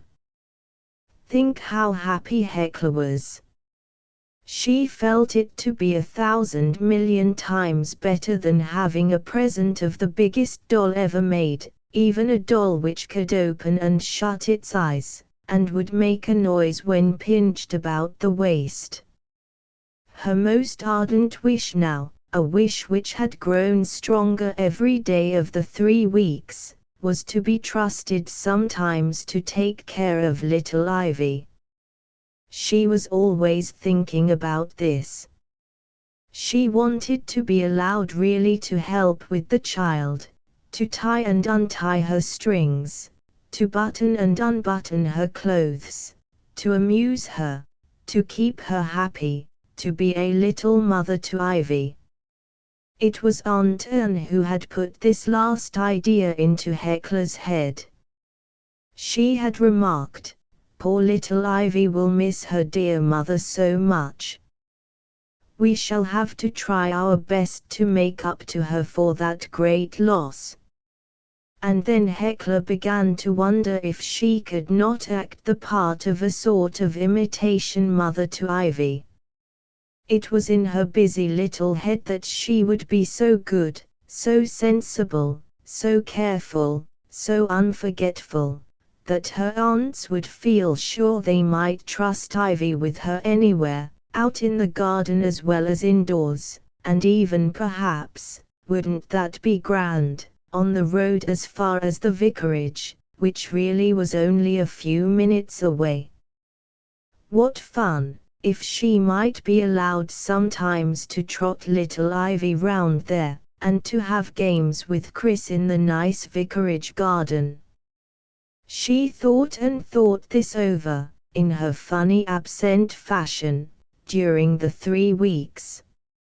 And while she was planning hard about all that she meant to be and to do in the future, her mind was quite away from present duties, and more than ever she forgot all sorts of things which she ought to have attended to each day. Elizabeth was not going away. At first Miss Story said that this would have to be. She felt that she ought to find an older servant to look after Ivy. But everybody was unhappy at the thought. Elizabeth was such a nice girl, so true and honest and careful and dependable and conscientious, really. The number of virtues which had to be tacked to her name was quite astonishing, when one came to count them over. Miss Story first spoke to Elizabeth about parting with her, 3 or 4 days after it was settled that Ivy would come, and Elizabeth simply cried and cried until her eyes nearly disappeared. And Hecla cried, and Miss Anne cried, and the household generally became so appallingly tearful, that poor Miss Story, who cried as much as anybody, was quite at her wits' end, and didn't know which way to turn. Then old Mrs. Prue, who never cried, but showed her feelings by getting fearfully cross and scolding everybody all round, even her mistresses, and they always took it meekly, because they said it was just dear old faithful Prue's way, and they supposed she wasn't feeling very well, and ought to take a tonic. Old Mrs. Prue made a suggestion. She said she couldn't for the life of her see why in the world Elizabeth shouldn't stay on, and take care of Miss Ivy. For her part, she'd sooner have Elizabeth than a dozen of them giddy flaunting girls, going about with red feathers in their hats and gaudy blue silk blouses, as was a disgrace to the parents that had brought them up. And Elizabeth, if she was young, had got a head on her shoulders, and was used to children in her own home, and she'd be willing to learn, which was more than could be said for that other sort of girl, and if help was wanted, why, she herself would be ready enough to lend a hand. And while Hecla, who overheard all this, was wondering what a girl would be like who hadn't any head on her shoulders, Miss Anne chimed in with further entreaties, and said how she meant to do everything herself for the little darling, and how she would dress and undress her, and take her out and teach her to read. Aunt Millicent wanted nothing more than to keep Elizabeth, for she hated new faces and new ways. So at last it was settled, and Elizabeth's poor blistered face became quite radiant with happiness. "And I can help," Hecla said confidently. "I can button all the buttonholes, can't I, Auntie Anne, and lots of things besides.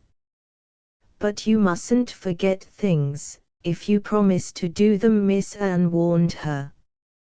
Hecla was perfectly sure that she never would forget any single thing to do with Ivy. Miss Anne could not feel so sure, but she began to hope that having Ivy in the house might in time really make Hecla more careful. The looked-for day came at last, and little Ivy was brought by her mother, who stayed one night in the cottage. There is no need, I think, to describe the parting next day.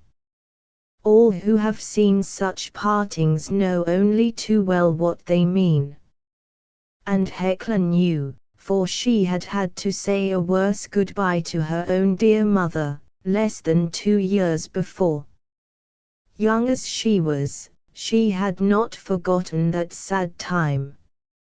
Ivy was a tender-hearted, loving little child, and poor Mrs. Croft tried hard for her sake not to give way, and Ivy, too, struggled not to sob, because she had been told that it would distress her mother. But when the fly had driven away, she cried most bitterly and seemed quite broken-hearted.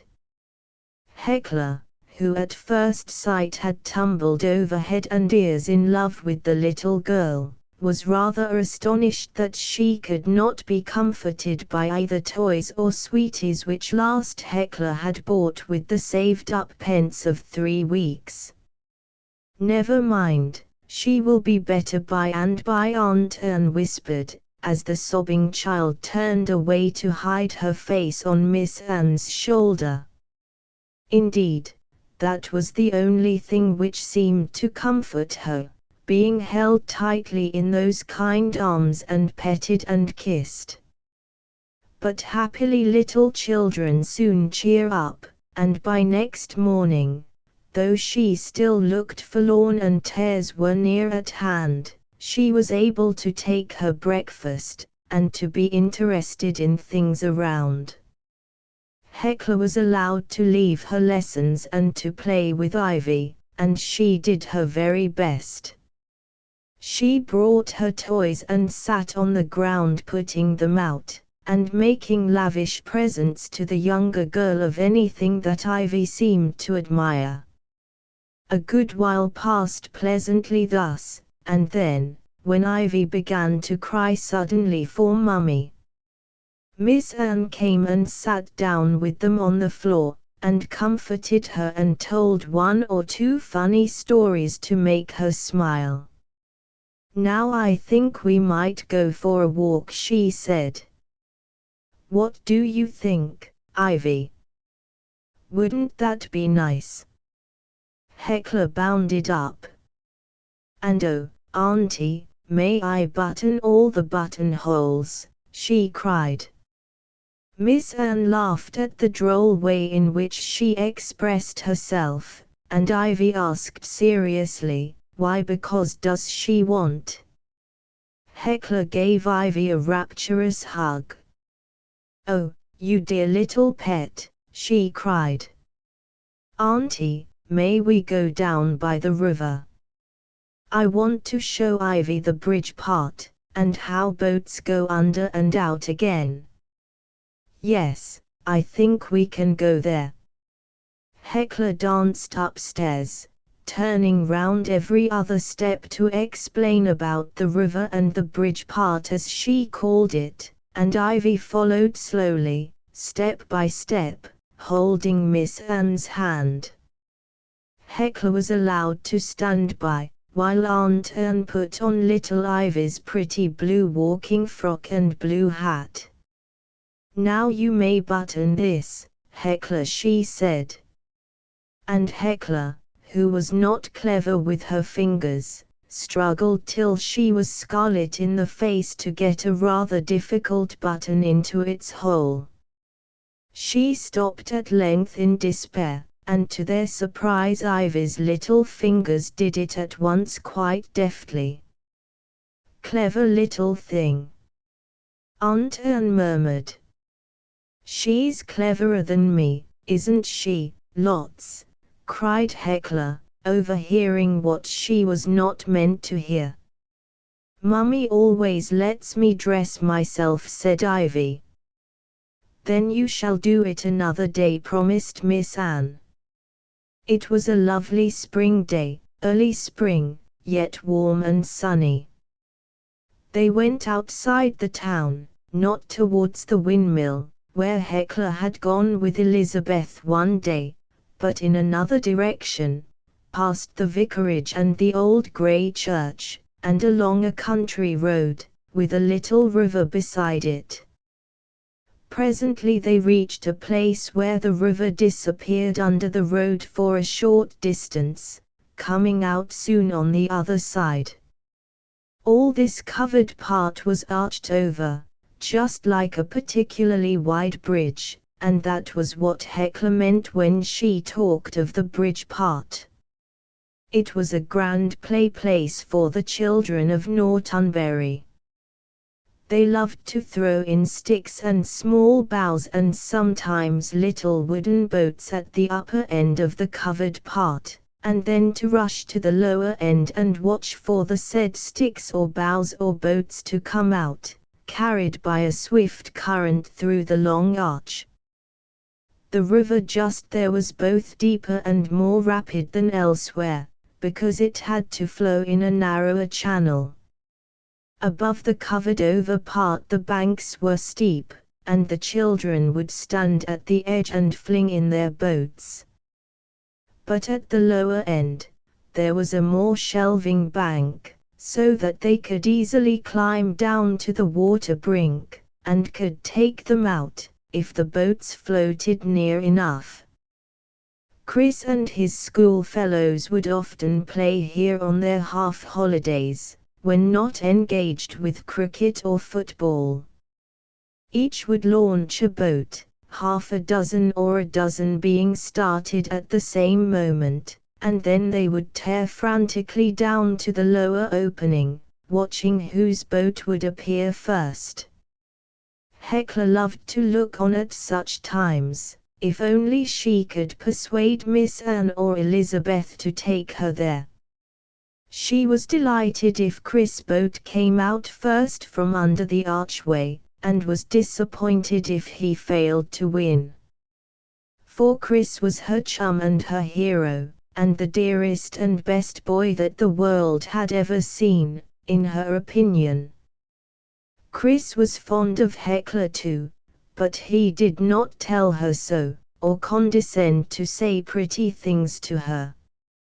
10 years old is not an age when boys flatter girls. He always let her know that she was only a girl and that she couldn't be expected to do things so well as he could, and Hecla regretfully agreed. She often wished that she had been a boy, instead of only a girl. On this particular occasion, when Miss Anne Story and the two children arrived at the spot, who should they find but Chris himself, all alone for once, preparing to send a small boat on its voyage under the road. And the astonishing thing was that he had hardly looked at little Ivy, in her blue frock, with her long soft hair, and her small serious face, before he seemed just as much taken with her as everybody else was.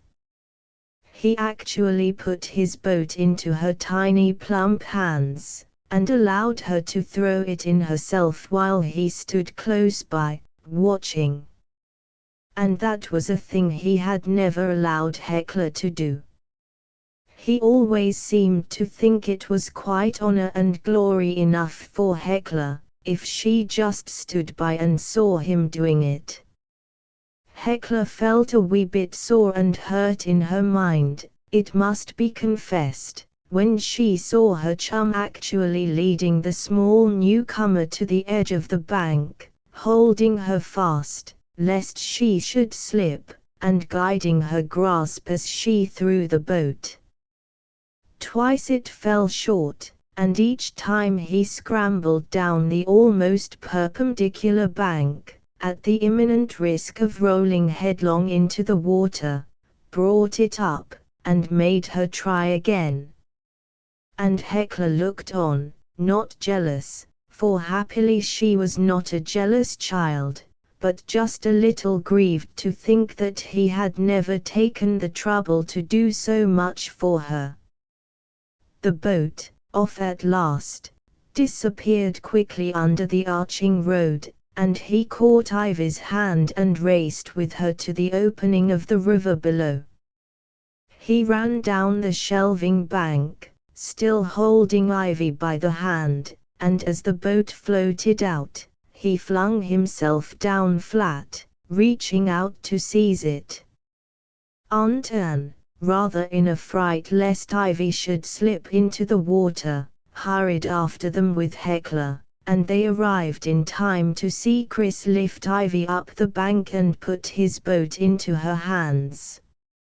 Image 005. Why, because is it mine? She asked. It's yours, if you like, he said. Ivy's big brown eyes looked into his, wonderingly. Why, because is it mine? She asked. Why, because I give it to you. It's yours, and you may keep it. Ivy hugged the wet boat to her chest, not improving the blue frock. I love it, she said. Thank you, kind boy. Chris looked immensely gratified. Then the same play was acted over again. Miss Anne kept running alongside of the children, for she did not feel sure how far she might trust Chris to be careful, yet she would not stop him. It was so nice to see the little one's look of delight, and she seemed to turn so prettily to Chris, almost more than she had yet been disposed to turn to anyone except Aunt Anne herself. Chris likes Ivy, Hecla murmured, with a small sigh. Miss Anne understood. Yes, and I think he is sorry for her, Hecla. That is nice of Chris. Boys don't always trouble themselves to be kind to little girls who are in trouble. I'm glad Chris does. Hecla smiled and felt comforted.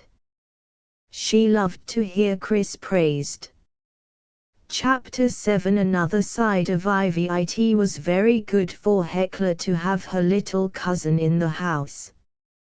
She had always been an only child among grown-up people, and they had given way to her, and had tried to make her happy.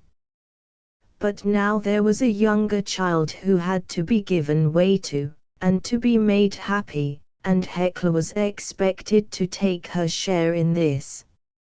And she was most willing to do so.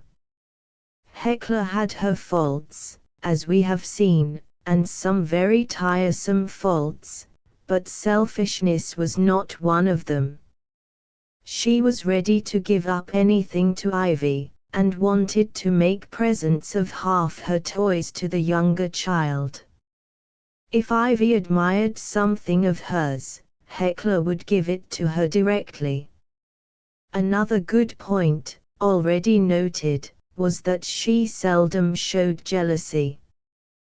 Though she did just at first feel a little hurt to see her chum doing things for the new little girl which he had never done for his older friend, that was only a passing feeling, and it did not make her cross or unhappy.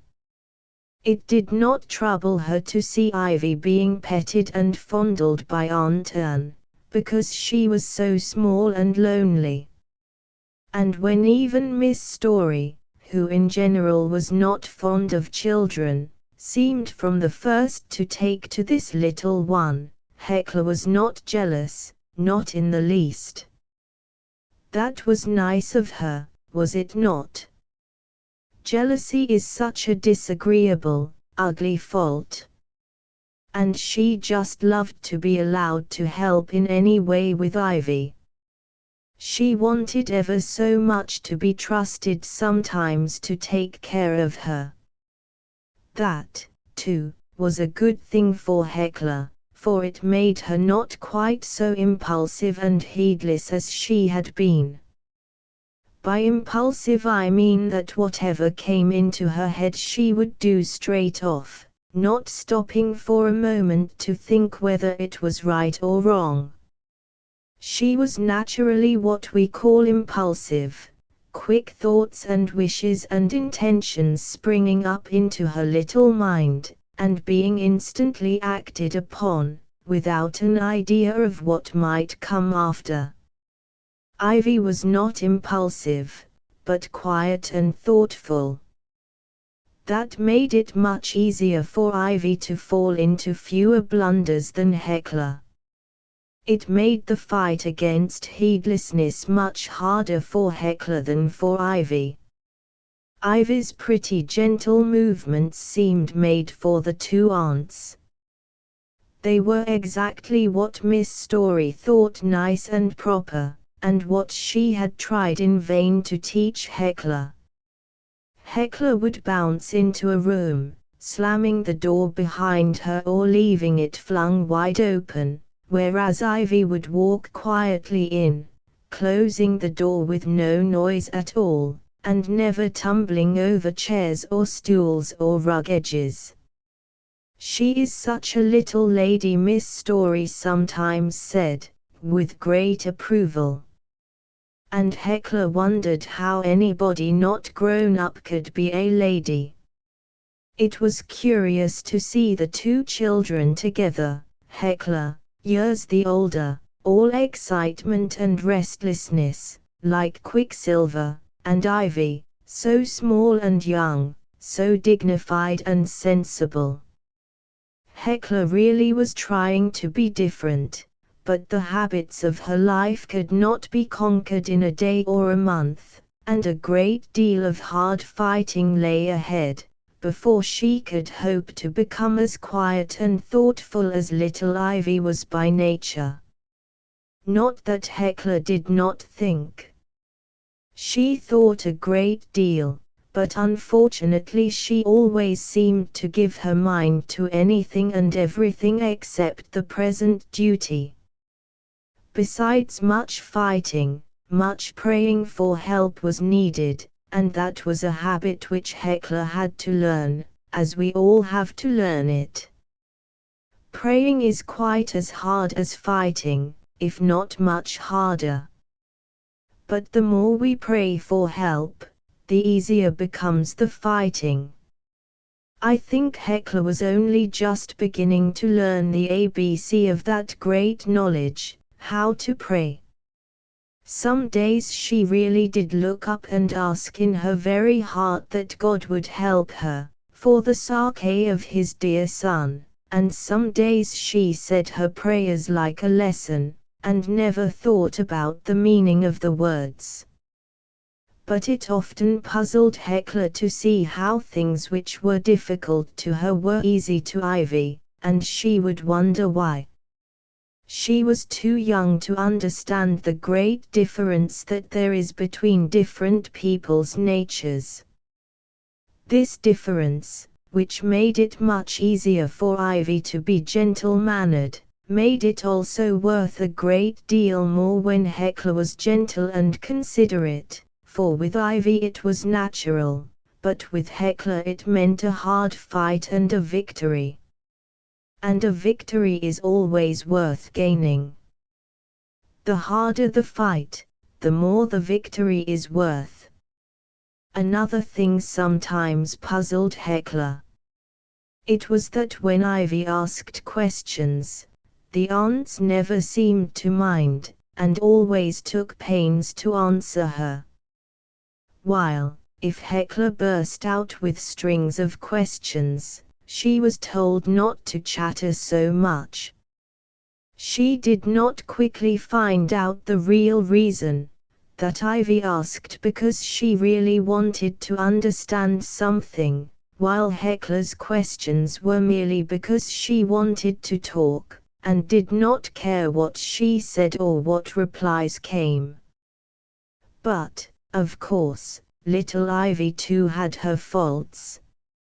She was not by any means perfect.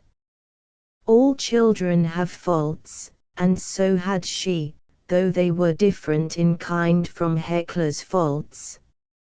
For instance, though she was pretty in her ways, and generally so sensible and reasonable, she would now and then get a sudden odd fit of obstinacy, and would utterly refuse to do something that was wished. No particular reason could be found for the little naughty fit, but there it was. The first time this happened was 2 or 3 weeks after her arrival, when she was quite settled in and at home, and things were going smoothly and happily. Miss Anne was teaching her as usual for half an hour how to read, and she was spelling the easy words, one after another, when she came to the word cat.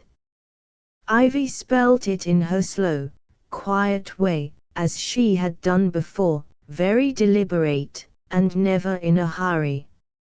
"Cat, tack," she said. "Not tack, but cat, Ivy." Ivy immediately said cat all right, and went on. Soon the same word came again and again. She spelled cat, tack. Miss Anne corrected her afresh, and then it happened a third time, and a fourth time, for the page she was reading was all about a cat. Aunt Anne thought it funny and forgetful of her, and put her back at the beginning of the lesson. And behold, each time that Ivy came upon that unfortunate word, she always said cat, tack. "Ivy, I really don't think you can have forgotten so soon. Try to remember," urged Miss Anne. "Cat spells cat, not tack. Think of Auntie Millicent's pussy." Ivy held her little head very upright, and her small mouth took a positive set. Miss Anne began to understand that this was not forgetfulness, but naughtiness. She was puzzled, for Ivy had been very good over her lessons till that day. Once more, darling. Try this time, urged Aunt Anne. Ivy was taught to call the Mrs. Story auntie, though really they were cousins. It seemed nicer that they should be the same to her as to Heckler. Try to do better, she said. Not a bit of it. The page was read again, and all through Cat was tack.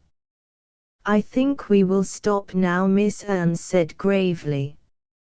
You must be a little sleepy, dear. We will leave the rest. Ivy did not seem to mind. She played solemnly with her doll till Heckler was free, and behaved just as usual all day, so Miss Anne Story hoped it was only a queer little fancy, which would soon be forgotten. But she did not know Ivy yet.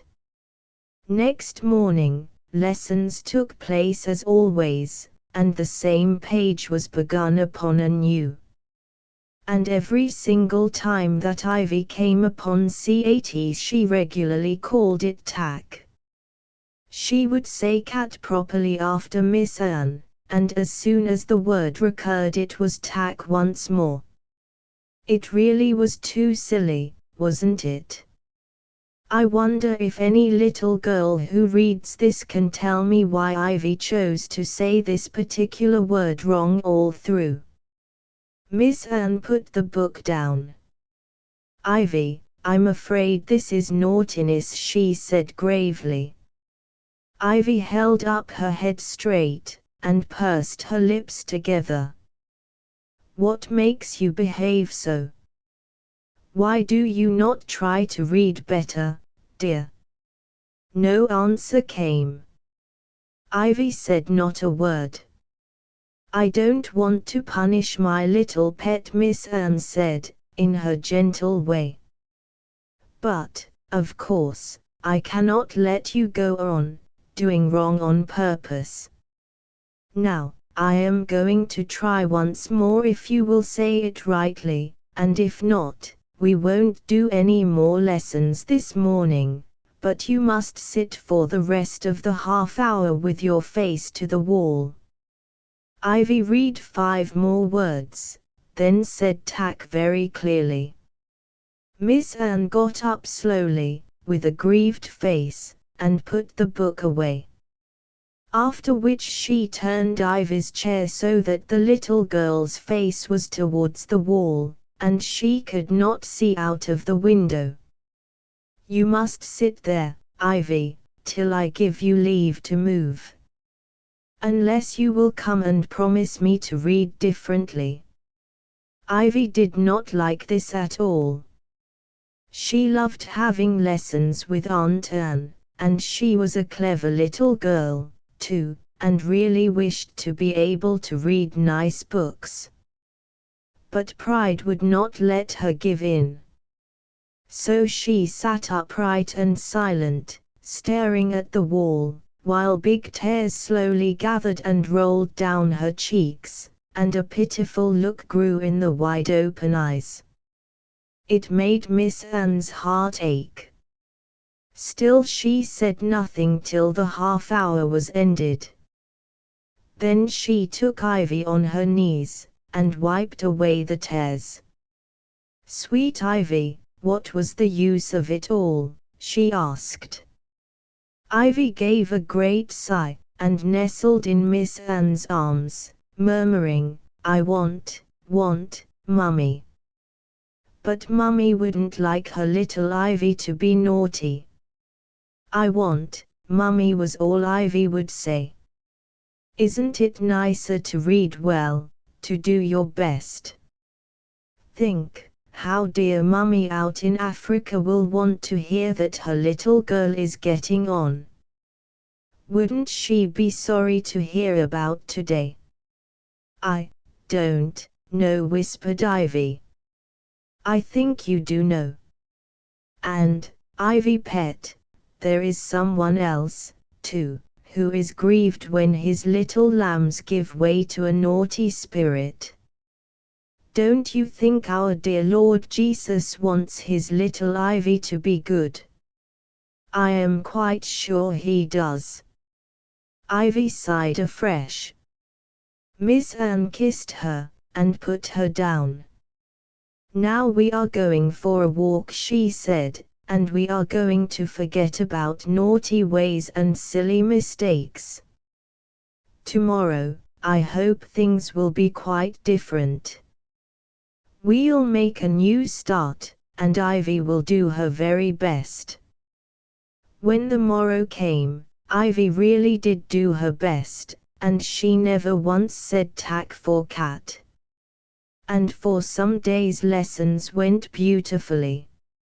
And then, all at once, with no rhyme or reason, which was the more odd, as she commonly seemed such a reasonable little girl, all at once she started off again after the same fashion, and nothing would stop it. For 3 mornings she persevered, always saying tack for cat and holding her little head stiffly up, and pursing her lips together, and refusing to be good. Miss Anne began to think there would be nothing for it but to put the little girl to bed, as a punishment for her obstinacy.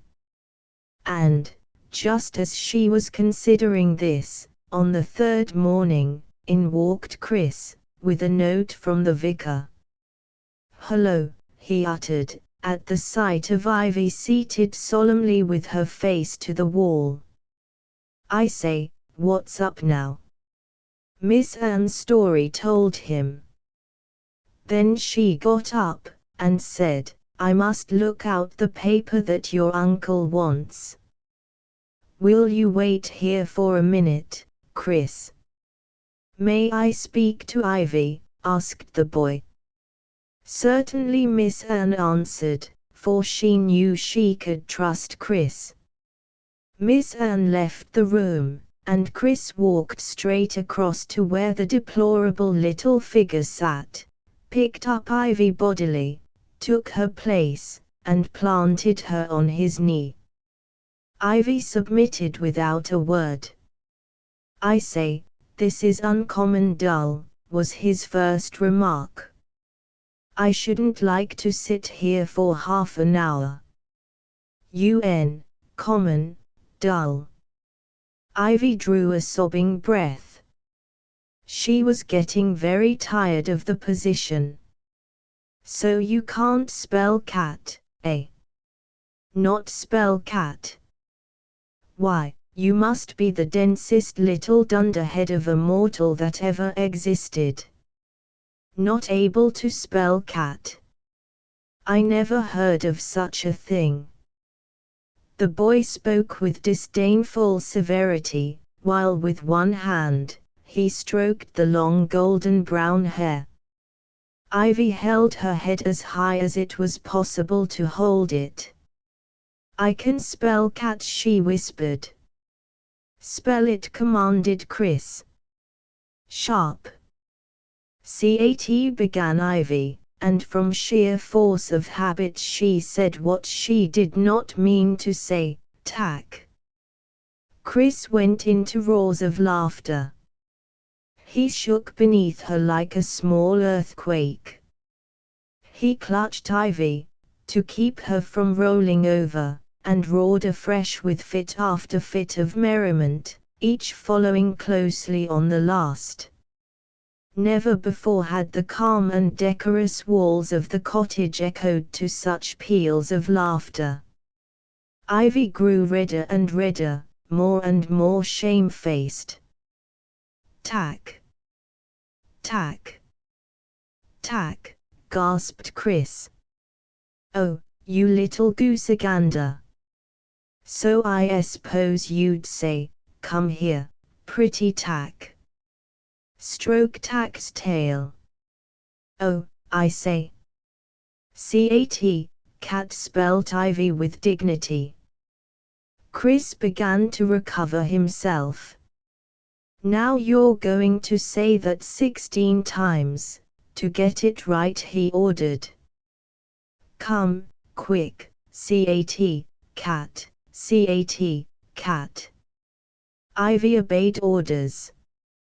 She spelled the word 16 times, patiently, and then hid her blushing face against his shoulder. Chris didn't mind much, as they were alone. He was rather gratified than otherwise. Had he known that Miss Anne was standing in the doorway, looking on with great enjoyment, he would have promptly changed the position of affairs. Now you understand. You're not going to be a little stupid anymore, eh? No, murmured Ivy. Chris' watchful ears detected a suspicious creak, and he pulled up the drooping figure of the little girl with a jerk. That's all right.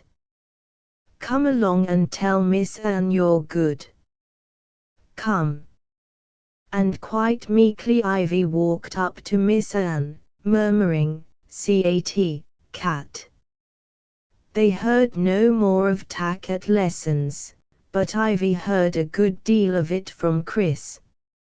Many weeks passed before he ceased asking her on all occasions, "Well, how's the pretty tack? Tack's tail all right, eh?" It was a complete cure of that particular word. But other words sometimes went wrong in the same way, for little Ivy's chief fault was a mixture of pride and obstinacy, quite different, you see, from Heckler's faults. Each little girl had a battle to fight, and the battle for each was not exactly the same. Chapter 8 Heckler in charge. One Sunday Miss Story had a very bad headache. It was a rather unfortunate day for this to happen. Elizabeth had been sent home for 2 nights, to meet a sister whom she had not seen for 3 years, and Mrs. Prue, in consequence, was extra busy, and extra cross. Miss Anne Story always had to go out after early dinner, to the Sunday school, where she was superintendent of the girls' classes, and it was very difficult for her to stay away. Yet the question was, how could she leave poor Aunt Millicent in charge of the 2 children, with nobody to help? It would have been different, if Heckler had been a staid, dependable child, or if Ivy had been the elder of the 2. Heckler was such an erratic little person, one never could guess what she might do next, and if left alone, she was sure to get into mischief. I wonder if I ought to stay at home. If I do, I must send word to the vicar, Miss Anne said anxiously, before dinner, when she came back from church with Heckler and Ivy. Little as Ivy was, she always begged to be allowed to go with the others. And, while Heckler fidgeted and fussed, twisted her fingers and kicked the hassock, dropped her prayer book and turned over the leaves of her hymn book, Ivy would sit as still and as quiet as a woman of 30.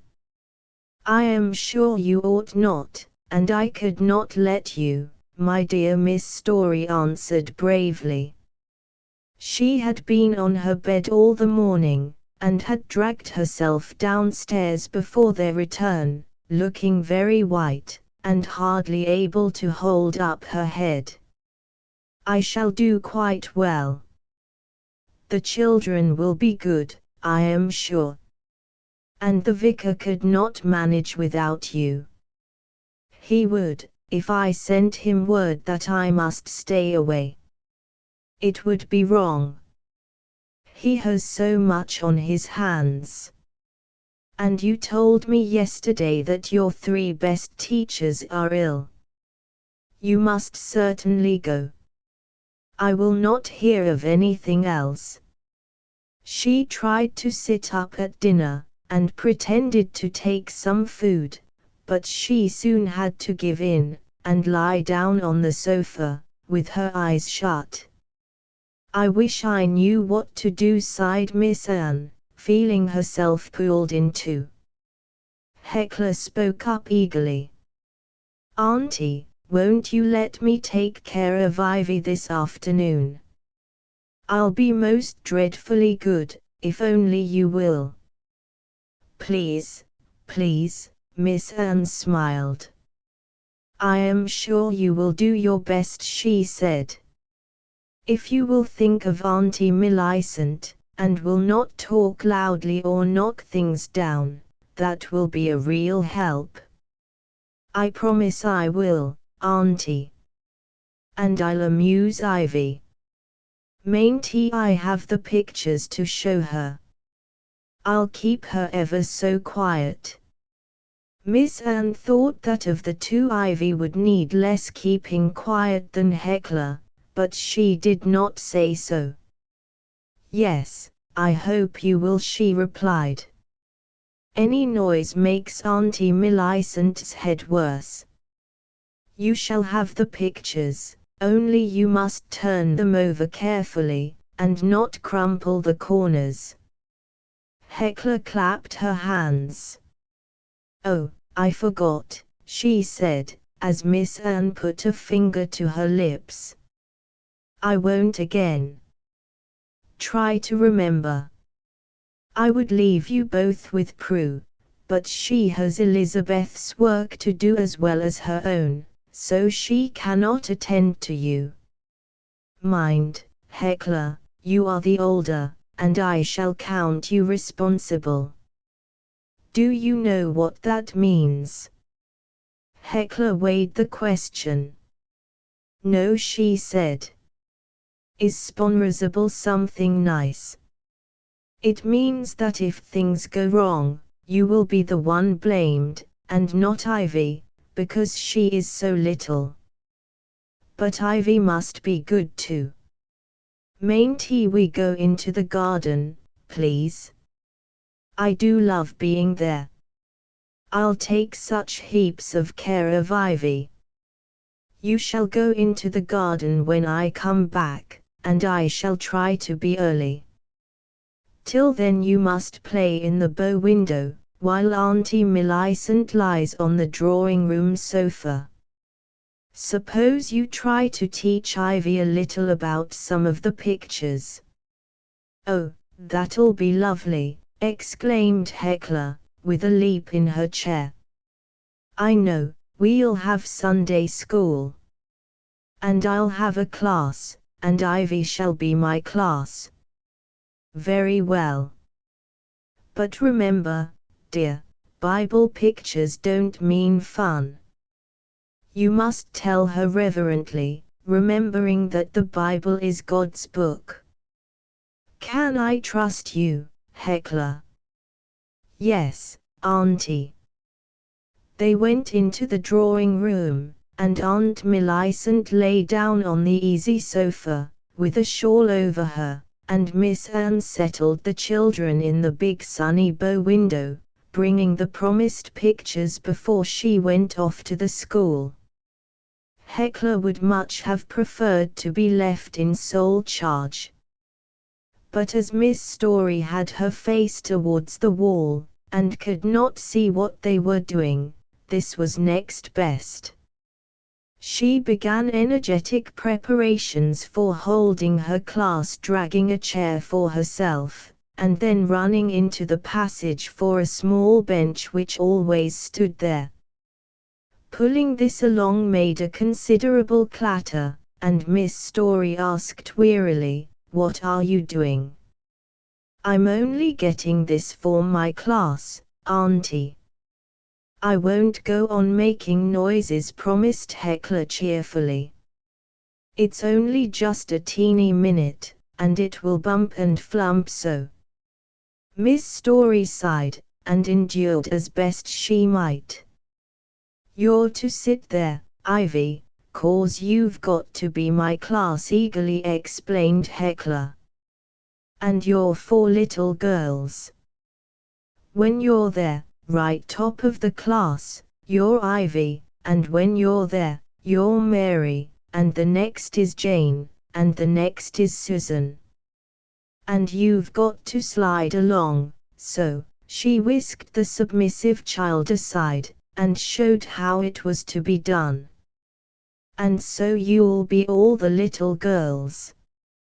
And if Ivy can't answer a question, you'll slip along and be Mary. And if Mary can't, you'll slip along and be Jane. Don't you see?" Ivy did not see, though her eyes were solemnly wide open and attentive.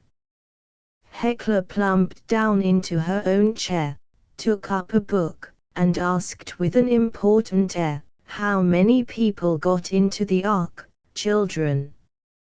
Silence. Ivy stared calmly and helplessly. The arrangement was too complicated. "Can't you tell me, Ivy?" "Then Mary must shove along," in an authoritative whisper. "Hurry." And Hecla herself gave the needed push. "Now you're Mary, and you're to hold out your hand, right out, 'cause you've got to know. You're to say, 6, no, I mean, Auntie, how many was there in the ark?" Miss Story was trying to get to sleep. "What, dear?" she inquired drowsily. "How many people was it that got into the ark, Auntie?" "8," murmured Miss Story. "Don't ask me any more questions." "No, Auntie, I won't." "Now then, Mary, you've got to say, 8. Say, 8, Ivy." Ivy made no effort. "Oh dear me, you don't understand yet. Get up, and I'll show you. Now, you ask me, and I'll answer. I'm the class now. Ask me, how many people were there in the ark?" "Well, I'll pretend that you have. Look, I'm Hecla, and I can't answer. Now I'm Mary, and I can't answer. Hecla and Mary are stupid. Now I'm Jane, and Jane is cleverer, and I can answer. And I stick out my hand like that. I've seen the children do it, and I shout out, 8. Hecla did shout too, forgetting all about poor Miss Story. But it was too bewildering for little Ivy, who never did anything in a hurry. Hecla's lightning rapidity of movement overpowered her. Tears filled her eyes, and she muttered, "I want, Mummy." Oh dear, you're not going to cry." "Why, I only meant to amuse you." "Don't cry, please don't cry, Ivy darling. Wouldn't you rather be a class?" "I should like it, if I was you. I want Mummy." And there was a small sob. Hecla plumped down beside her, and began an energetic hug. "Don't cry. We won't have a class. We'll do something different. You've got to be good, you know, 'cause of Auntie Millicent. I know what, I'll show you the pictures straight off, and you'll be you, and I'll be me, and we won't be teacher and children. I'll show you the pictures that I like most of all. There's 4 of them. Look, isn't that a beauty? It's Daniel in the lion's den, you know, and there's King Darius peeping in. Isn't Daniel a nice dear man? And that's such a sweet lion that's got his head against Daniel's knee. And he was so hungry, and he wouldn't eat Daniel." "Why, because wouldn't he eat Daniel?" asked Ivy, comforted. Because he mightn't.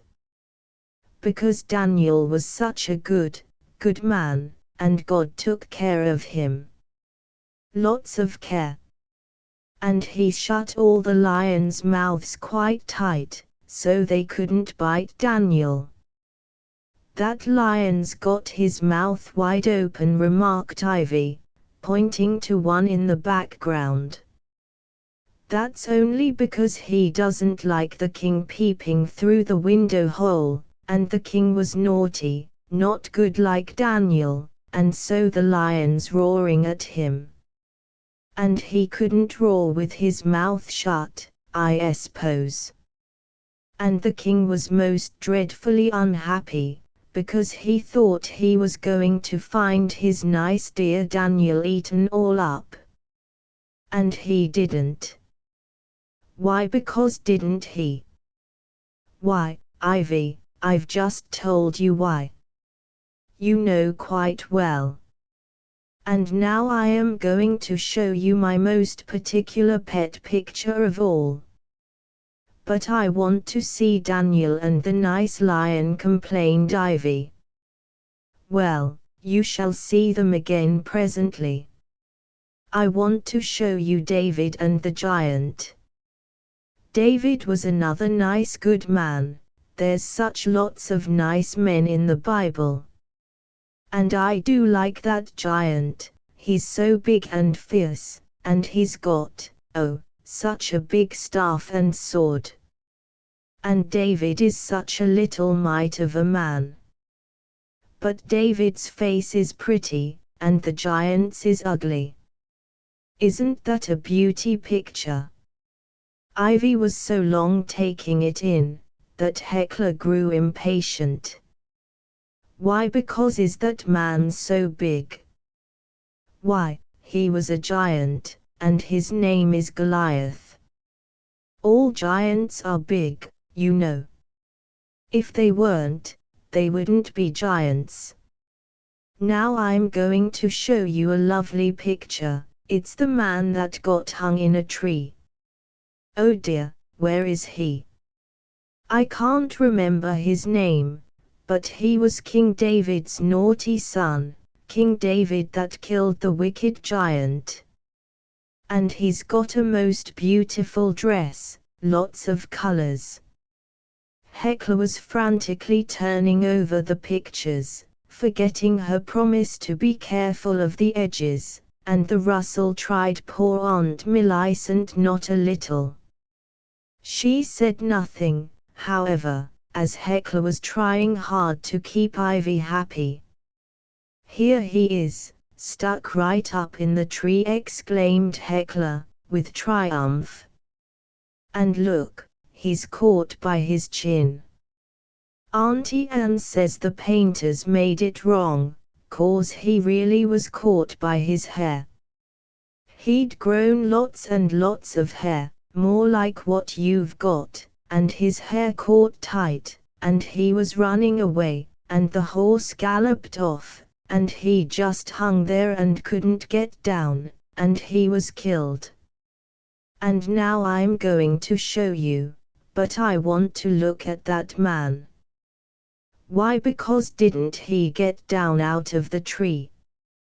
Why, he couldn't, Ivy. His hair was all twisted in and out of the branches. Don't you see? I know his name, it's Absalom. You can look at him while I'm hunting for the next. I want to find the little Syrian maid. She's such a dear, and her mistress is sitting all doubled up, so funny, on a big cushion. Auntie Anne says they do sit like that in some places, and not properly on chairs like we do. Abe Lomson's got pretty hair, remarked Ivy. Yes, all yellow, isn't it?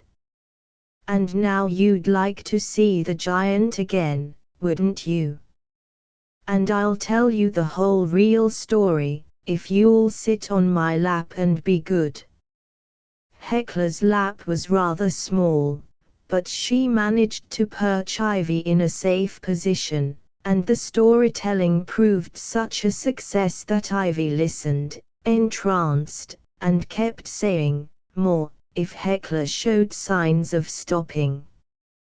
Heckler, much flattered, kept on, and the two were so quiet that Miss Story actually managed to drop asleep for a few minutes, which did her a great deal of good. And then, unexpectedly, Miss Anne stood close by, smiling down on the children. "You have been good," she said. "And now I am going to take you both out in the garden, till tea is ready." "Auntie Anne, why, you've got back ever so quick." "Yes, somebody else took my place the last part of the time. I didn't feel sure that you would manage so nicely as you have done, Heckler." Heckler danced all the way upstairs. "I think it's nice to be good," she said. "I won't ever be naughty again." "You'll try not, at all events," Miss Anne suggested. "Yes, I'll try," repeated Heckler. Chapter 9. Such a temptation. "Auntie Anne, may we go to the bridge part this afternoon?" "Please mayn't we? I want to go most dreadfully." "Perhaps we may, but I should like you to get that sum done first." "Oh, please say yes. Please don't say only perhaps. Chris is going to be there, and he's got a most lovely little boat for me, all for myself. He told me so." "Is that what you have been thinking about all the morning?" Heckler looked rather abashed. Lessons had not gone well before dinner, and her easy little sum had been 3 times returned, to be done over again. When she was about to go for her walk with Elizabeth and Ivy, it was again given back, with a line drawn through the answer and the words, "You must get this right later in the day." Miss Story had an engagement to luncheon with some friends, and Miss Anne told Heckler that she had better do the sum directly after her early afternoon rest. "And then we will go out," added Miss Anne. "I don't like sums," Auntie Heckler said, as she sat at the table, with one leg twisted round each front leg of her chair. "I dare say not, dear. People seldom like things that they do badly. But we all have to do things we don't like." "Not grown-up people?" "Yes, certainly, very often. But there isn't anybody that could tell you to stop indoors when you want to go out, like there is with me. If not, I have to say so to myself." This was a new idea. Heckler considered it, and drew a long squeaking line on her slate with the pencil. "I shouldn't ever tell myself to stop in," she remarked. "I hope you would, if you knew it to be right." The man or woman who cannot say must to himself or herself is a very poor sort of creature, and of very little use in the world. And if you don't learn to say must to yourself now, while you are a child, you will find it doubly hard when you are grown up. Heckler crinkled her forehead seriously, and stared out of the window, where the sun shone and the birds sang in a most inviting way. And again the thought sprang up of Chris and the lovely boat he had promised. "I shall like that boat," she exclaimed. "Wouldn't it be wiser not to think about the boat at all, till you have finished your sum?" "But, Auntie, I can't help thinking. I do want that boat, oh, most dreadfully. I want it all through me, every bit of me. I want to go out this very minute. Aunt Anne said nothing, and Hecla looked down at her slate. 4 times 5, she murmured. Auntie, why does a policeman wear a blue jacket? You may ask me by and by, if you like. Not now. Another pause. Hecla's pencil squeaked again. I wonder why slate pencils make that noise, and other pencils don't. Miss Anne was silent. Auntie, I really will. I think you will be wise not to lose any more time. Hecla sighed, and huddled herself in a bunch over the slate. 4 times 7 is 4 times 7. She saw in her mind the lovely running water, as it flowed under the bridge and came pouring out again into daylight, and the multiplication table seemed to slide away out of her head. And then she looked up at the clock, and suddenly she knew that if she went on much longer like this, she would have no chance of being in time for Chris and the boat. I know we shall be late, she cried in desperation. I am afraid we shall, if you waste more time. Auntie, oh, I will do it. Miss Anne came round to her side. You can quite well, if you choose, Hecla. It only means one little brave try to do your very best. Now I am going upstairs to get ready, and to dress Ivy, and then we shall start. I hope I shall be able to take you too, not have to leave you behind to do the sum, and to have a walk with Elizabeth later. Hecla flung herself flat on the table, in a dire fright at the idea, grappling with her task.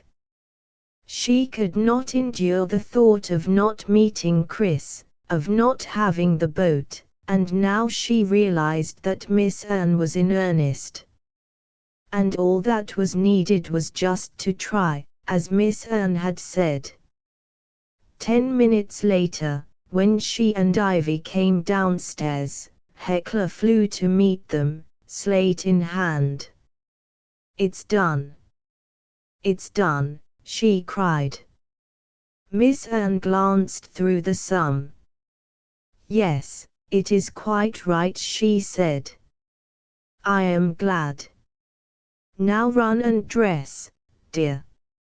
Ivy shall put away your slate for you, and we will wait here. I shan't be 1 minute, shouted Hecla gleefully, as she rushed away. But everything seemed to conspire to hinder her. First she broke her shoestring, and though she managed to tie it somehow, that took time, as she was not handy with her fingers.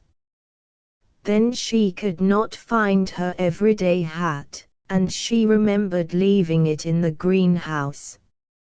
A furious rush downstairs, and a wild stampede through the passage into the greenhouse, resulted in finding the hat was not there, so she flew after Elizabeth, only to be told in Mrs. Prue's tartest tones that Elizabeth was gone out to take a note, and she didn't know nothing about hats.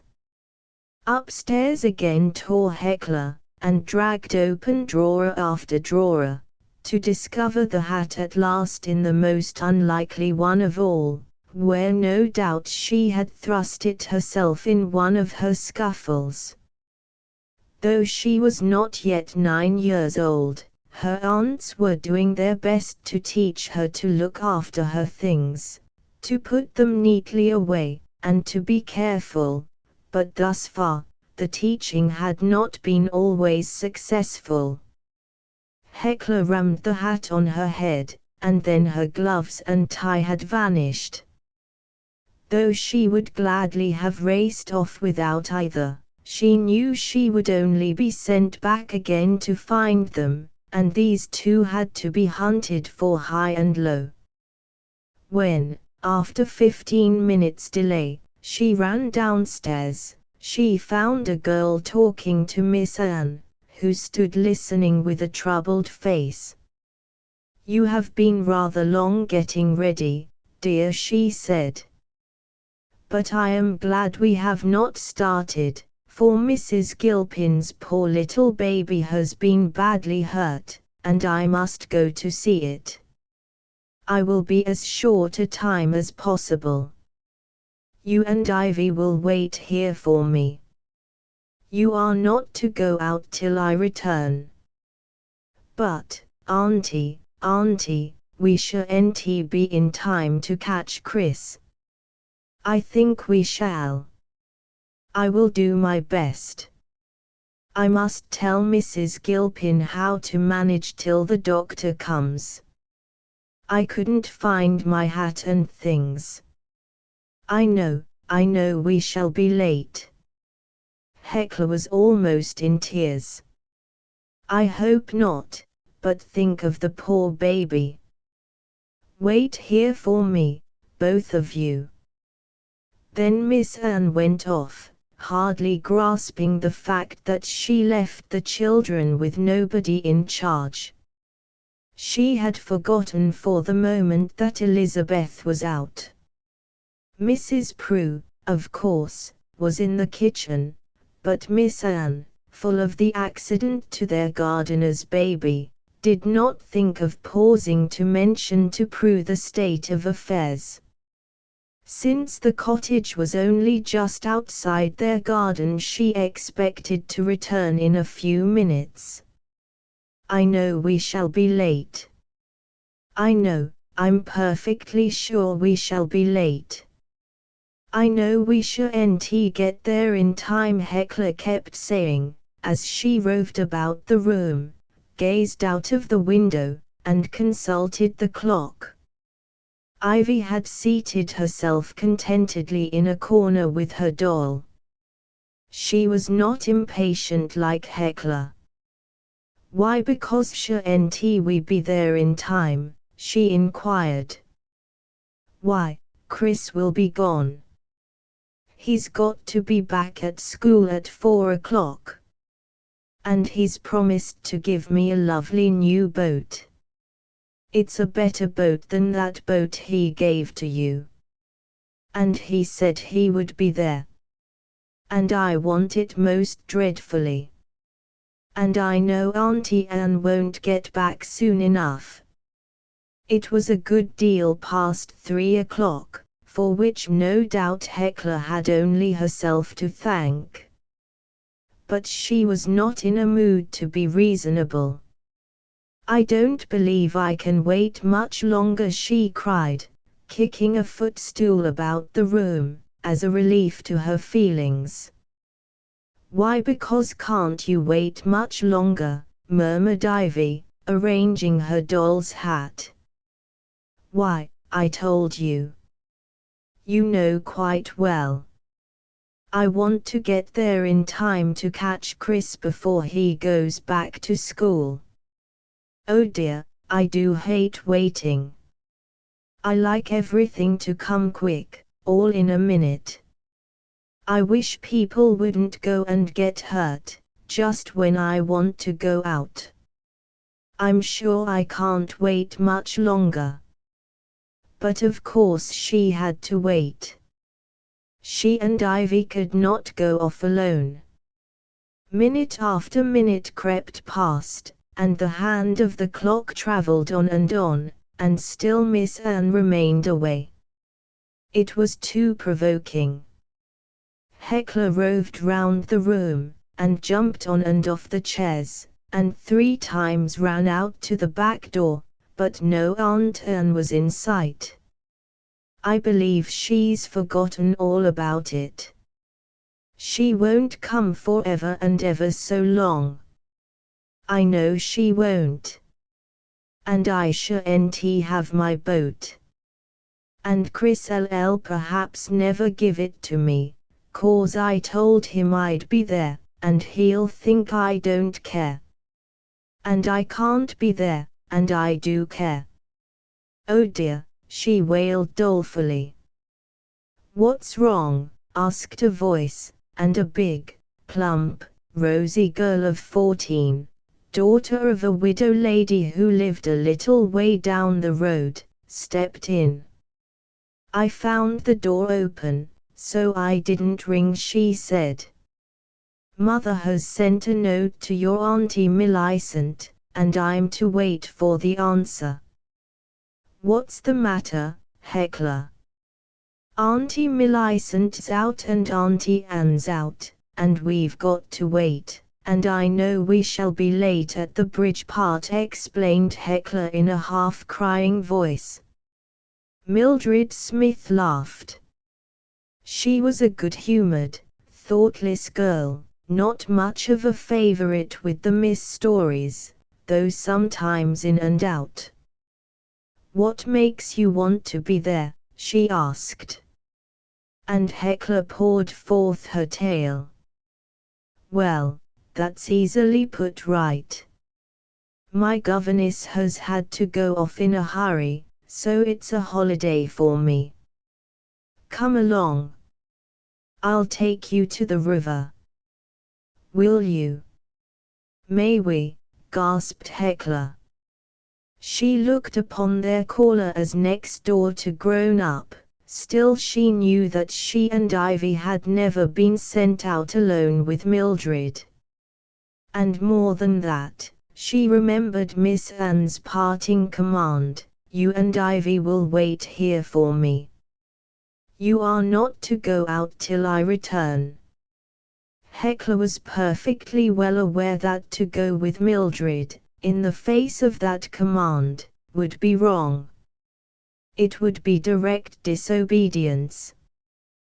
But Aunt Anne had not meant to stay away so long, and she had not known that Mildred would come. Heckler was wild to start, and the temptation was terribly strong. It did not seem as if she could say no. Her whole mind was set on having that little boat for her own, and seeing it go under the archway and come out again. She felt as if it were utterly impossible to delay. Chris would soon have to start for afternoon school, and then her chance would be gone. Couldn't she, mightn't she, just this once? Oh, she must do it. Perhaps Auntie Anne wouldn't really be angry. There was still time to catch Chris, but in a few minutes, it would become hopeless. One of those sudden sharp temptations to wrongdoing had come to Heckler which sooner or later come to everybody, even to little boys and girls. And she had not been trying to do her best for some days past, had not been praying hard, and fighting steadily. So when the temptation arrived, it did not find her strong to resist. I do want to go so very, very much, she sighed. Come along then, cried thoughtless Mildred, never pausing to consider whether she had any right to take the children without leave. She had a great liking for little Ivy, and had often wanted to get possession of her for an hour or two. See here, she said, I'll write on this scrap of paper, Mildred Smith has gone on with Heckler and Ivy to the river, and then your aunt will come after us, and it will be all right. Come along. Come, Ivy, shrieked Heckler, dancing wildly about. Ivy went, of course. She was too young to understand that it was wrong, when the elder girls told her to do it. She trotted off contentedly, with her doll in one arm and her other hand held by Mildred. Chapter X. Great danger. Though Heckler ran and jumped, she could not feel happy. A voice kept saying, deep down in her heart, "You are wrong, you are wrong." And it would not be silenced. She was frightened too, when she thought of Miss Anne going indoors to find the children gone. Yet still she went on, drawn riverwards by her vehement longing to find Chris and to have the little boat. Running nearly all the way, as they did, till Ivy was quite tired and out of breath, it did not take long to reach the covered part of the river, where the stream, fuller and more rapid than usual from recent heavy rain, disappeared for a space and then came flowing out again. And when they arrived, Chris was nowhere to be seen. "But he said he'd come. He promised he would," cried Hecla. "Oh, well, I suppose he's changed his mind," Mildred observed, as if it did not matter much either way. "Never mind. I dare say he'll turn up presently. But he's got to go to school." "There isn't time now," Hecla said dolefully. "It's 10 minutes to 4. He could run to school from here in 5 minutes. We'll wait, anyhow. Come, let's throw in sticks." She chose one, and flung it in herself, and they ran down the stream, to see it float out from under the arch. Then they raced back in high glee, and threw in 3 sticks all at the same moment, careering down the road to see which of the 3 would be foremost. Once in a while a stick would refuse to appear, having been caught fast somewhere under the arch, and the knowledge that this might happen added to the excitement of their game. Hecla's stick came out first, whereat she was immensely excited, and called out loudly in her delight. Mildred's appeared next, and Ivy's never turned up at all. They raced up the stream again, Hecla keeping pace with Mildred, while Ivy toiled more slowly after, her little legs aching with such violent exercise. As she arrived above the covered part, Mildred and Hecla were starting anew, having just flung 2 biggish boughs into the river. "Come along," they called to Ivy, but they did not wait to see whether she obeyed. She was too tired to be off instantly, and also she wanted to follow their example. A storm of wind, 2 nights earlier, had blown down many boughs, and several lay near at hand. She chose one taller than herself, lifted it with a great effort, and staggered to the edge of the steep bank, to drop it in. By this time Mildred was running back, and when she saw what the child was about to do, she raised a shout of warning. "Stop! Stop, Ivy," she called. "Don't."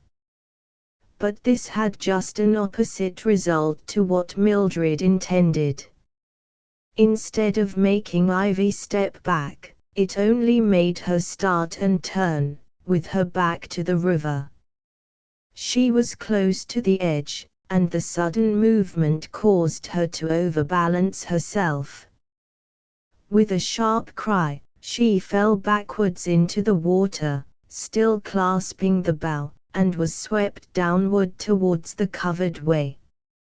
Hecla and Mildred screamed aloud, and Mildred rushed to the spot from which the little one had fallen, only to see her disappearing under the archway. Then she turned and tore down the stream, frantic with terror, and Hecla rushed thither also, shrieking wildly. But somebody was before them. Mildred and Hecla, full of their sport, had not noticed a quiet figure coming along the road from lower down the river. Miss Story had been to luncheon with friends in that direction, and she was now returning alone. She expected to find her sister and the children somewhere about here, since she was aware of Miss Anne's intention to take them to the river, if Hecla were good. And as she drew near, walking in her quiet and staid and gentle way, wearing her best black silk gown and beaded black mantle, with new grey kid gloves, she noted 3 figures some distance ahead, and made out that 2 of them were Hecla and Ivy. But the third puzzled her. She was rather short-sighted, still she felt sure that her sister Anne never raced about as that third person was doing. So she supposed that somebody else had joined them, and that Miss Anne was near at hand, sitting out of sight and keeping watch. She followed with her gaze the 2 elder children racing down the stream and leaving little Ivy alone, and she recognized Mildred, but still saw no signs of Miss Anne anywhere, which seemed strange, so she came faster. And then, to her horror, she noted little Ivy, all by herself with a bough in her arms, going close to the steep edge of the stream, and leaning fearlessly over to pitch the bough in. It was of no use for Miss Story to call. Her voice was weak, and she was not near enough. She could only hurry breathlessly on, as she saw the elder children again rushing up the road, and heard Mildred's cry of warning. And then her heart seemed to stand still, and she turned sick and faint, and a shower of black specks danced before her eyes, as Ivy toppled backwards into the river. No time was this for giving way to feelings of weakness. Not for one moment did Miss Story hesitate. She fought the faintness and struggled on, though her knees gave way under her, straight down to the brink. She knew that Ivy might easily be carried past, out of reach, and it was she, little, delicate, timid, nervous Miss Story, who had to save the child. She could not depend upon Mildred, and nobody else was within sight. "Oh, Auntie, Auntie, Auntie!" Hecla was screaming from above. "Oh, Auntie! Oh, Auntie!" Miss Story hardly even heard the sound. Her whole mind was bent upon the one thought, that Ivy had to be saved. She was praying that she might be able, not saying words, but lifting up her heart to God, like a child holding out imploring hands with a great silent cry for help. She stepped into the stream, which was swift and strong for so small a river. It swirled round her feet, and lifted her silk skirt, and the chill of it made her shiver and tremble like a person with the ague. Yet she took 2 more steps, deeper in. For if Ivy were in the middle of the stream, she might not otherwise be able to get hold of her. In a moment, 1 moment more, Ivy would come floating out from under the arch.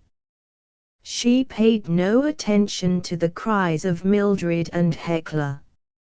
She was now up to her knees in water, and she had to brace herself against the current, using her silk parasol as a stick. Each instant seemed fearfully long, and a great dread was on her lest the little one should be caught and held somewhere under the archway, as toy boats were sometimes detained there. Yet very few seconds passed before a helpless little form was swept to view, in the middle of the current, where it flowed fastest, so few, indeed, that Mildred, tearing down the road, could not be in time. It seemed as if the heavier body of the child was borne along much more rapidly than little boats and sticks, for when Mildred reached the lower end of the covered part, Ivy was already beyond her reach, and had Miss Story not been standing in the water, some 30 or 40 paces below, Ivy must have been carried far down. Then, in a moment, when it came to the point of action, Miss Story was strong and calm. She went one step deeper still, bent forward, and caught the little girl in a firm grip, turning to draw her to land. Before they were out, Mildred, wading in, gave help. Miss Story sank upon the bank, spent and exhausted, unable to say a word. Her heart was beating in slow, heavy thumps, and she all but lost consciousness.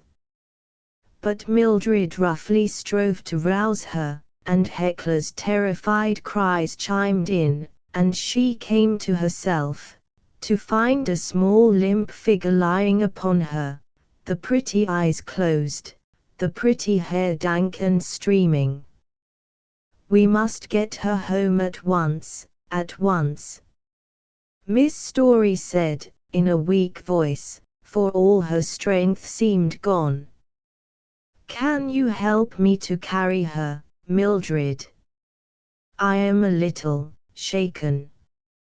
She tried to get up, and fell back, but made a fresh effort, and gained her feet, saying feebly as she stood, "We must make haste.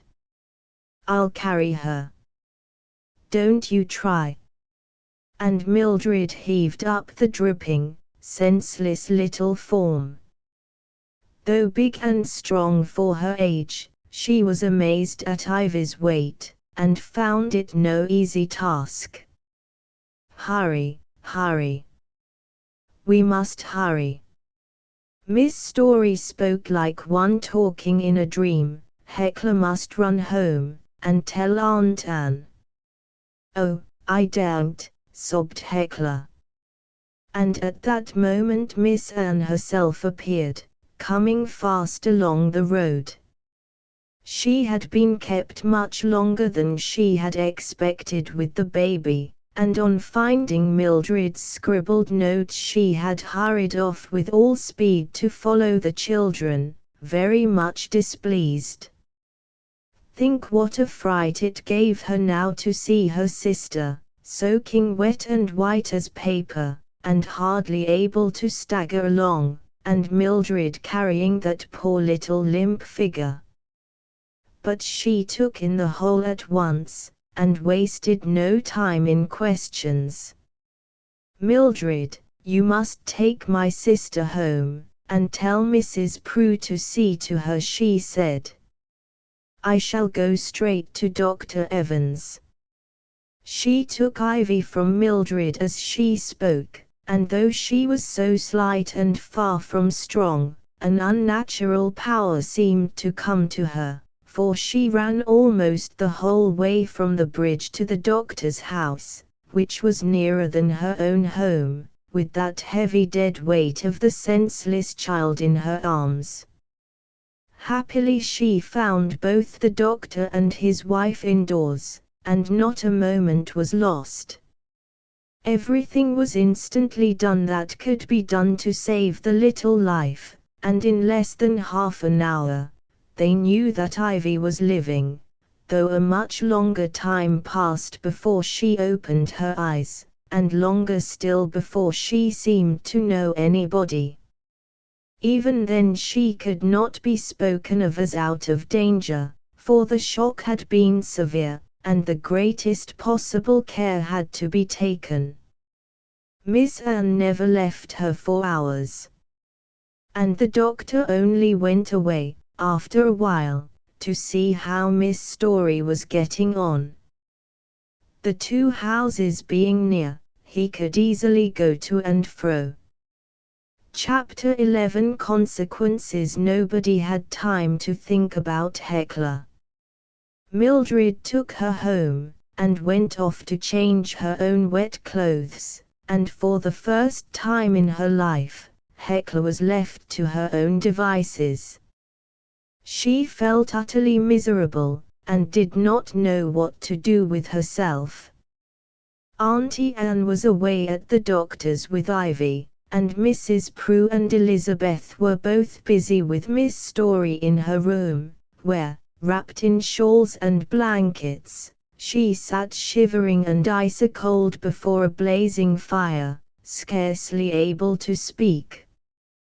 The house seemed so empty, so desolate. There was nobody to speak to. Hecla crept disconsolately from room to room, with a great weight upon her. She could not help knowing that all this trouble and distress had come upon the household as a result of her own naughtiness. She wished now, oh, how she wished it, that she had said no to Mildred's proposal, and had waited patiently for Auntie Anne's return from the gardener's cottage. If only she had listened to that warning voice which spoke so clearly in her heart, and had refused to do what she knew to be wrong, or had turned back in time, even after having started, how happy she might be now. It had all been for no use. She had not found Chris, she had not received the boat. But even if she had, what would that have mattered in comparison? The time seemed to her endless before at last Aunt Millicent's door opened, and Prue came out. Hecla was watching on the stairs, a few steps above, on the flight which led to the servants' room, and she ran downstairs after Prue, catching her skirt. "Oh, please, Prue, please, dear Mrs. Prue, do tell me. Is Auntie Millicent better?" Prue looked her grimmest. "There, don't you be hindering of me, Miss Hecla. You've done mischief enough for one day." "Is Auntie Millicent ill?" asked Hecla dolefully. "I shouldn't wonder but she's going to be. She's all over shakes and shivers, and can't hardly say a word, she's that weak. It's pretty nigh enough to be the death of her. Oh, Prue. You just let go o' my dress, Miss Hecla," as she bustled along, Hecla clinging still to her skirt. "I ain't got time for talk. But please tell me, I do want to know, about Ivy." "She's opened her eyes, and that's about all. She don't know nobody." "Doesn't she know Auntie Anne?"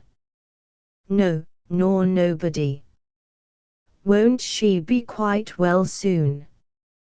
"Darling Mrs. Prue, please tell me." "Nobody can't tell." "She may, and she mayn't," asserted Prue. "There's a lot o' mischief comes often after that sort o' accident, Miss Hecla. Why, dear me, I've had to do with a girl as fell into a river, and she wasn't never properly herself after, not all her life long she wasn't." Mrs. Prue shook herself free and went off, and Hecla retreated into the dining room. Plainly no comfort was to be had in that direction. Would Ivy, sweet little Ivy, never be properly herself again? The suggestion was vague, and therefore all the more terrible. Hecla scarcely knew what she feared, but she did fear it. And she would be the cause. She crouched down in a corner, half hidden by the heavy window curtains, and felt very naughty and hopeless. Then Elizabeth appeared, and even Elizabeth was for once severe. She brought the little girl her tea and bread and butter, and gave her also an admonition on her conduct, which really was not then needed, for Hecla was already as miserable as she knew how to be. Elizabeth's lecture proved just the one drop too much, and set her off crying helplessly. It was impossible to eat bread and butter when tears came streaming down and mixed with the food and fell into her cup, and sobs nearly choked her. Mrs. Prue had called Elizabeth away, and Hecla was again alone. She left the tray, curled herself once more into the window corner, and cried herself into a sound sleep. There Chris found her. He had come in to see what was happening to his chum, half concerned for her sake, and more than half disposed to give her a piece of his mind respecting her behavior. But when he saw the child's reddened and blistered face, and when he heard the pitiful little sobs which came from time to time even in her sleep, he changed his mind, and went straight back to the vicarage. And 10 minutes later the vicar himself walked in. Something awoke Hecla, she did not know what. Half unconscious still, she fancied it was her own mother kissing her. And then she opened her eyes and found herself on the vicar's knees, with her head on his shoulder, and his kind arm supporting her. It did not occur to her to wonder how she came there. She only felt how good it was to be so held, and not to be told that everything was her fault, which already she knew only too well. She gave one surprised look up into those kind eyes, and then she clung closer to him, trying to pull his arm more tightly round her. It was, oh, such a comfort to be no longer all alone and desolate. The vicar said nothing for some time. Busy man that he was, he might have had the whole day at his disposal, so long he remained thus, and so quietly he held the child. But presently, with a little added pressure, he said, "Tell me all about it, Hecla." Hecla's dread broke out in words. "Will Ivy die? Must Ivy die? I hope not, indeed. And Auntie Millicent? She will be better soon, I think. Tell me how it all happened, my child." A few questions drew forth the sad little tale. In his mind, the vicar silently blamed Mildred even more than Hecla, for she was the older girl, and she had no business to ask the others to go with her, or to neglect Ivy when near the river. But he had at this moment only to do with Hecla's share. "I didn't mean to be naughty," sobbed Hecla. "But I did want so very much to go, and, Auntie, if you had just waited to think, and had put up one little prayer to be kept from doing what was wrong, all this might have been avoided." Hecla sighed and nestled into that kind encircling arm. Mrs. Prue says, Ivy perhaps won't ever be properly herself again. Mrs. Prue is anxious, no doubt, as we all are, but I hope there is no fear of that. The doctor says Ivy is doing nicely now. Does he? I'm so glad. Then after a break. And Elizabeth says, yes. She says, God doesn't love me, because I'm so naughty. Elizabeth is wrong. People often say that kind of thing, and it is a very great mistake. I think she only means that God is sorry. But He loves you always, always, even when you are naughty. Never forget that. If little Ivy were naughty, do you think her mother could leave off loving her? That could never happen. And you are God's little child, His own dear little child. It is just because He loves you so dearly that He is grieved when you are disobedient. And then you have to come back to Him, and tell Him how sorry you are, and ask Him to forgive you and to make you a better child, for the sake of our dear Lord Jesus Christ. Would you like to come with me now to His footstool, and tell Him? Please? Hecla whispered. The vicar knelt down and made her kneel beside him, and his arm was still round the child. Say after me, he murmured, and he led the way with words that she knew well, words which seemed just made for her at that moment, only he put I instead of we that she might speak for herself. Almighty and most merciful Father, I have erred and strayed from thy ways like a lost lamb. I have followed too much the devices and desires of my own heart. I have offended against thy holy laws, and so on to the end.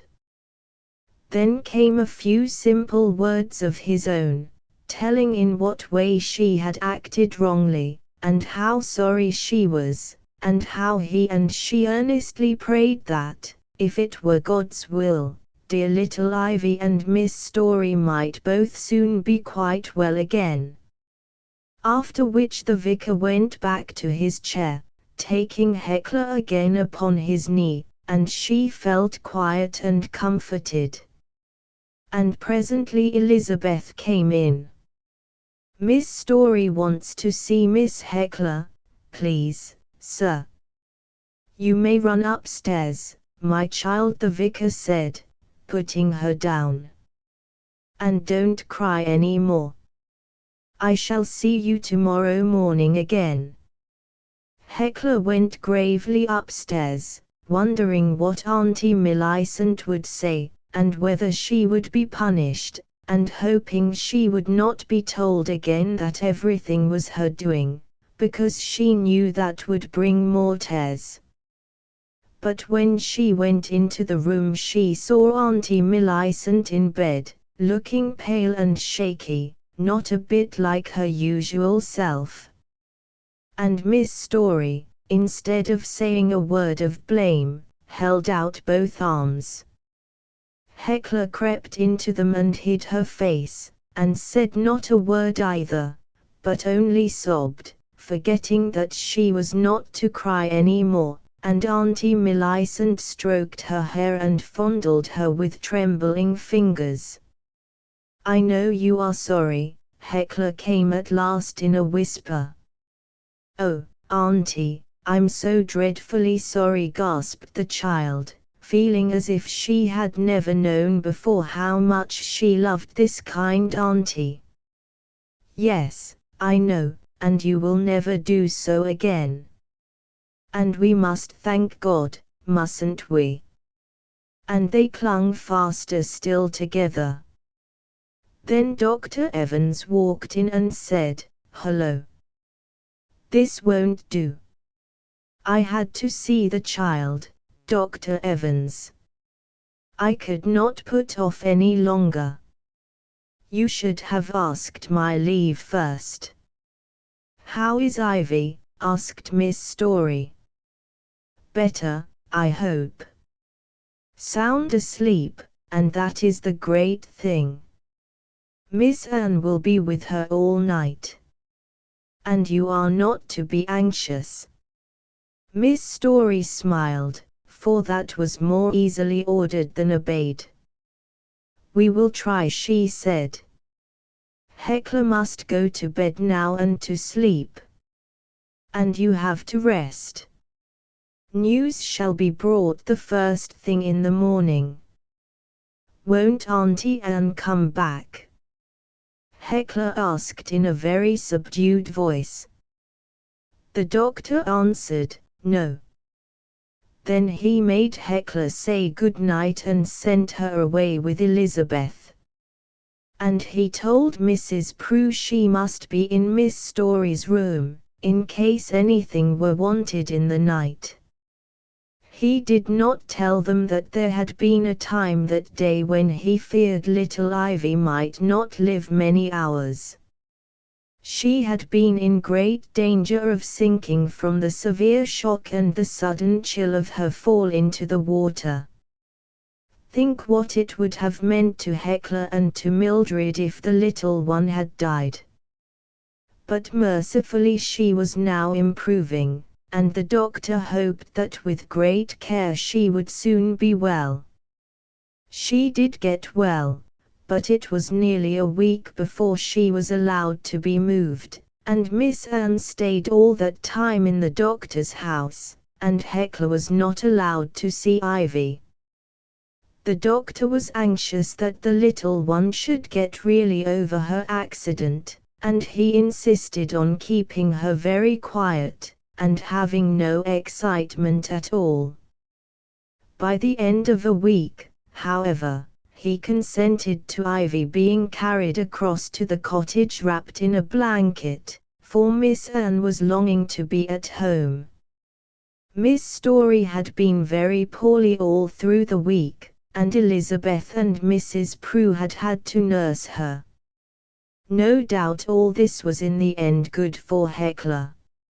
She had to spend much time by herself, which meant a good deal of leisure for thinking, and she was dull and lonely, even though the vicar and Chris kindly looked in as often as they possibly could to cheer her up. But in all her life afterwards, she would never forget that week. It seemed more like a year than only 7 days. She could not but be deeply impressed in her little mind with the sad consequences which may follow on one small act of disobedience, not really small, for no wrongdoing is ever really small, only it seemed small to her. And so she would not forget the great danger of giving in to sudden temptation. At last the day was fixed for Ivy's return, and on that very same day, the doctor gave leave for Miss Story to come downstairs for the first time, just for an hour. Heckler was wild with joy. Chapter 12. That delightful toy shop. Oh dear, I'm so happy. Oh, I'm so happy. I don't know what to do, I'm so happy, exclaimed Heckler, dancing about the room after breakfast. Elizabeth, I'm so dreadfully happy. Well, don't you go and be naughty, 'cause you're happy, suggested Elizabeth, as she cleared away the breakfast things.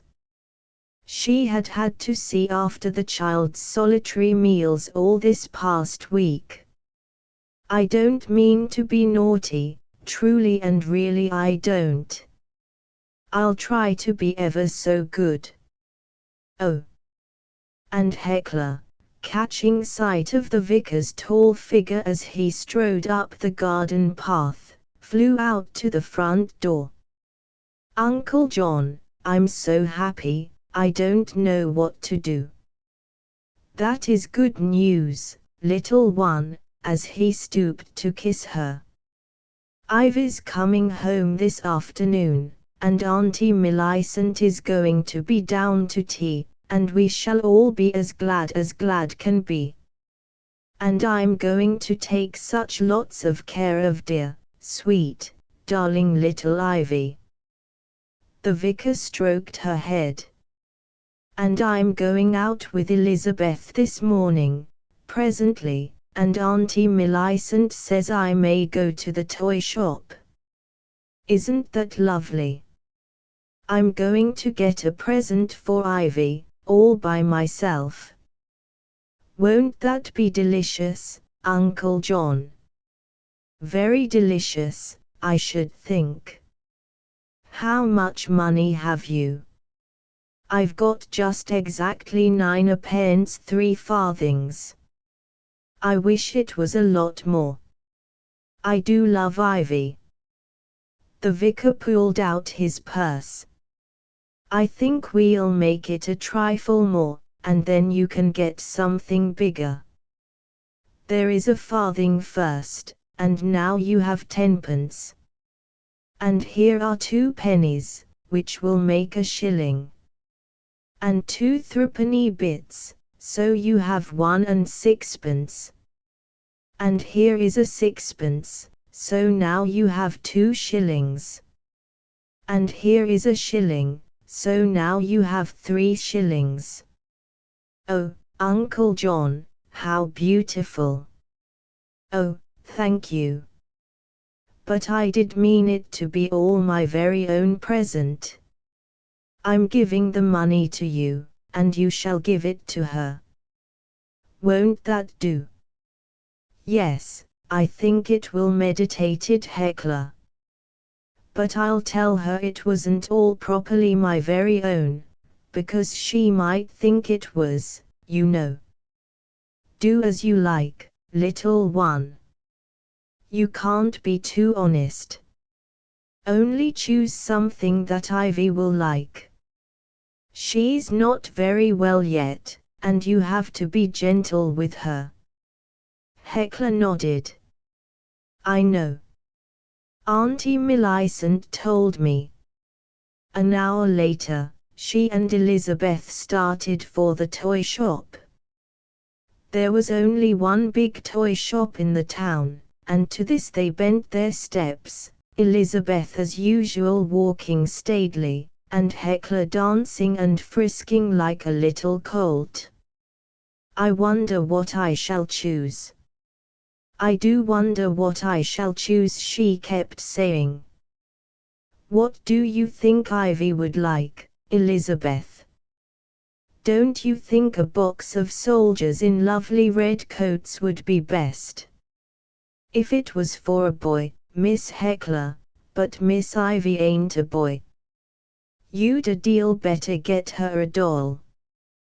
Well, I can, of course, only she's got dolls, and she hasn't got soldiers. I think boys' toys are much the nicest. Wouldn't she like a tin train? If I was you, I'd choose a doll, or else a nice box of toys.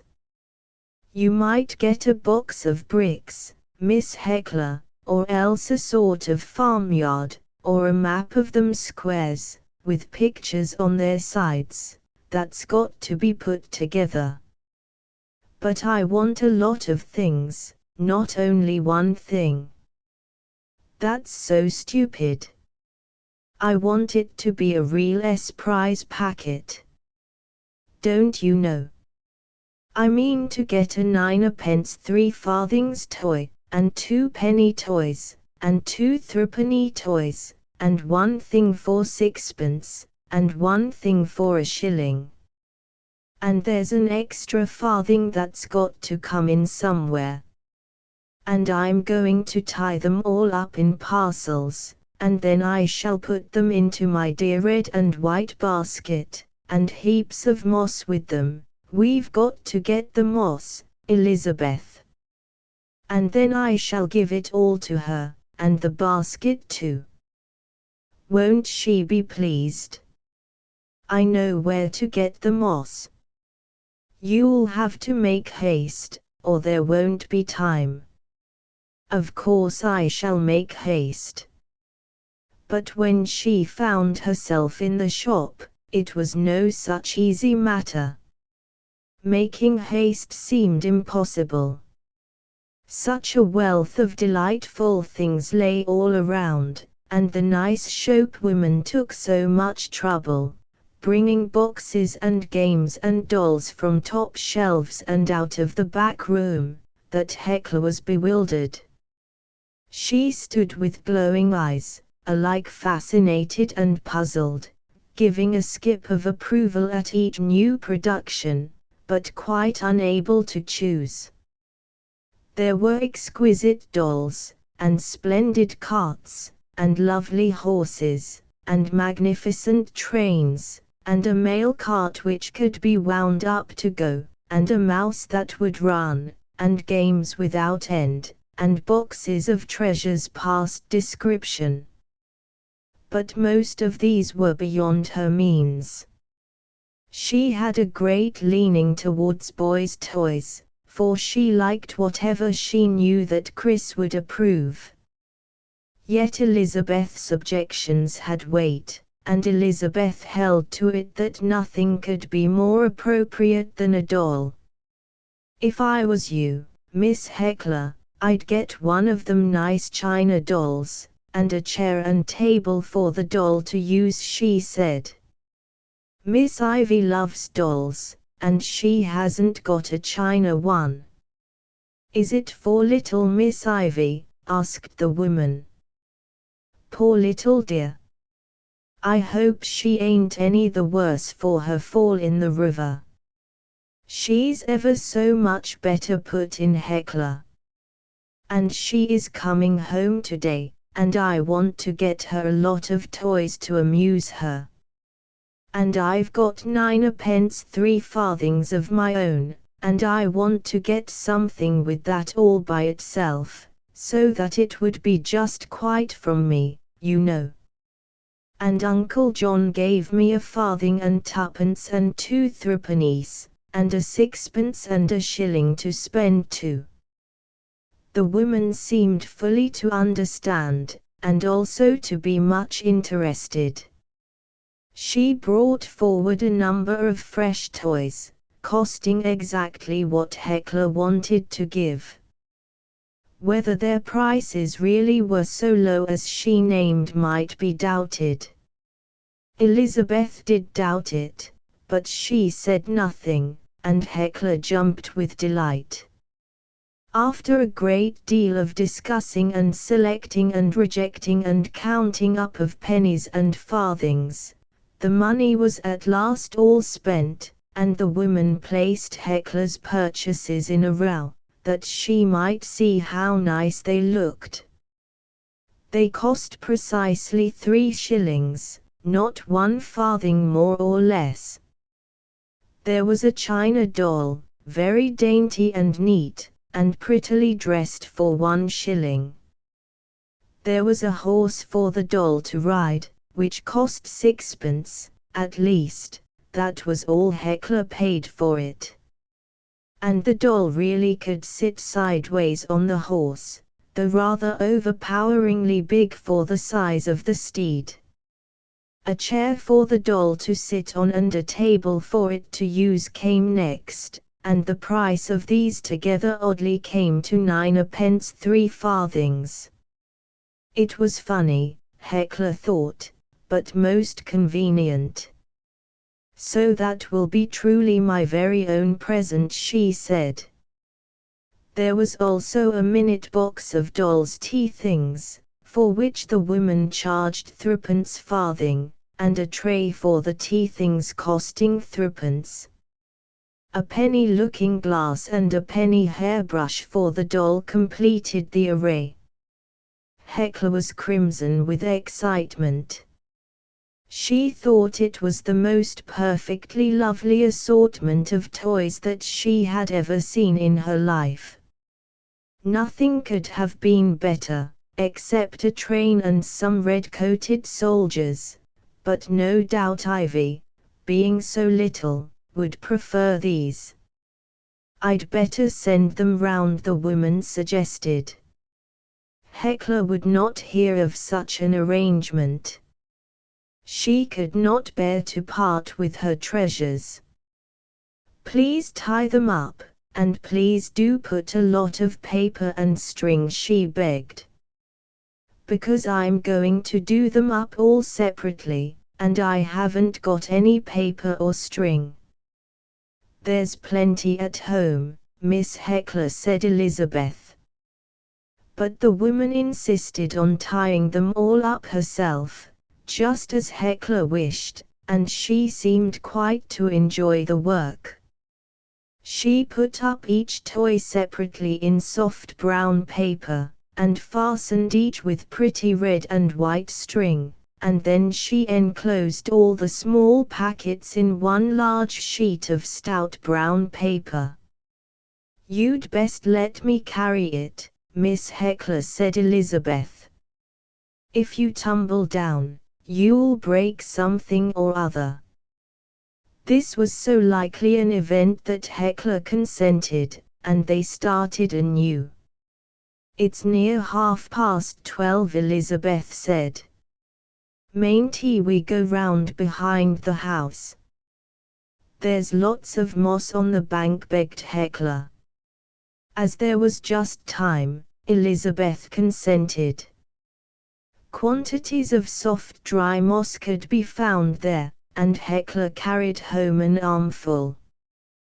Then came dinner, her last solitary meal.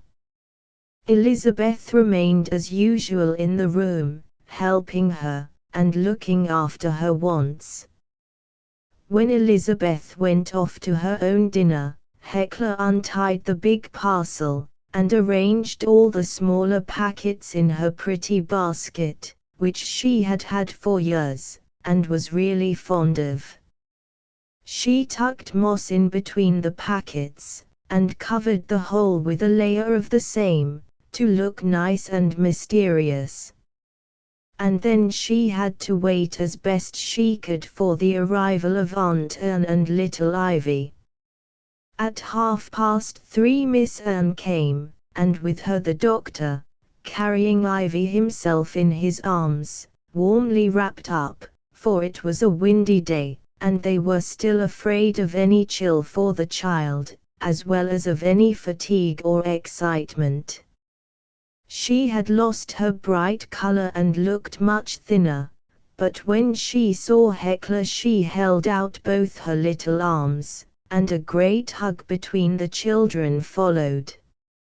Miss Anne looked on with tears in her eyes. She had seen Heckler many times in the course of the week herself. "Now we are going to put Ivy into this cozy armchair," Miss Anne said, when Miss Story, who was just down for the first time, had kissed the little one, thanking God in her heart, as she did so, that the darling had been given back to them all. "And when may I bring my presents, Auntie?" whispered Heckler. "Suppose we wait till after tea," whispered Miss Anne. "We will all have tea together here today." That was grand indeed, for generally Heckler and Ivy had theirs in the dining room with Elizabeth. Yet, much as she enjoyed the rare event, she hardly knew how to wait till it was over. Then she was allowed to bring her basket full of treasures, and give it to Ivy. And Ivy's little white face grew pink with pleasure. "It's my present to you, darling," eagerly explained Heckler. "Only, part of it's from Uncle John too. He gave me a lot of money to spend for you, and he gave it to me, and I'm giving it to you. And there's two things that are really, really and truly my very ownest present to you, got with my own 9 3 farthings. You darling little pet image 006, I'm giving it to you, and there's two things that are really my very ownest present to you." It was a pretty sight to see them together, Ivy, with her cheeks pink and her brown eyes wide open, slowly making her way into packet after packet, and Heckler, kneeling by her side, in a state of rapturous delight. Miss Story and Miss Anne exchanged looks of pleasure, both of them smiling, and yet tears with both were not far off, as they thought of the little one's past danger, and her merciful preservation and recovery. Happily, in a few days, little Ivy was herself again, and in a few weeks, she became as strong as ever, with no ill results from the accident. Miss Story was fairly well again, but not so strong as she had been, for at the best she was never strong. She had acted so bravely at the time, that it had been a great strain upon her, and it seemed to have left a weakness behind. She could not bear any sudden noise, and everything seemed to startle and frighten her, and she could stand very little fatigue. Miss Anne had to keep the children as much as possible away from her. That made Miss Anne very busy, as you may imagine, the more so because Miss Story now wanted more looking after, and depended more upon her companionship than before the accident. Sometimes Miss Anne wondered whether it would be possible to go on very much longer like this. But she said nothing, only did her best day after day, and waited to see what might be the right plan in the end. And Hecla was really trying to be good, trying to do what was right. That week had left its marks on her life. She knew her faults, and fought to conquer them.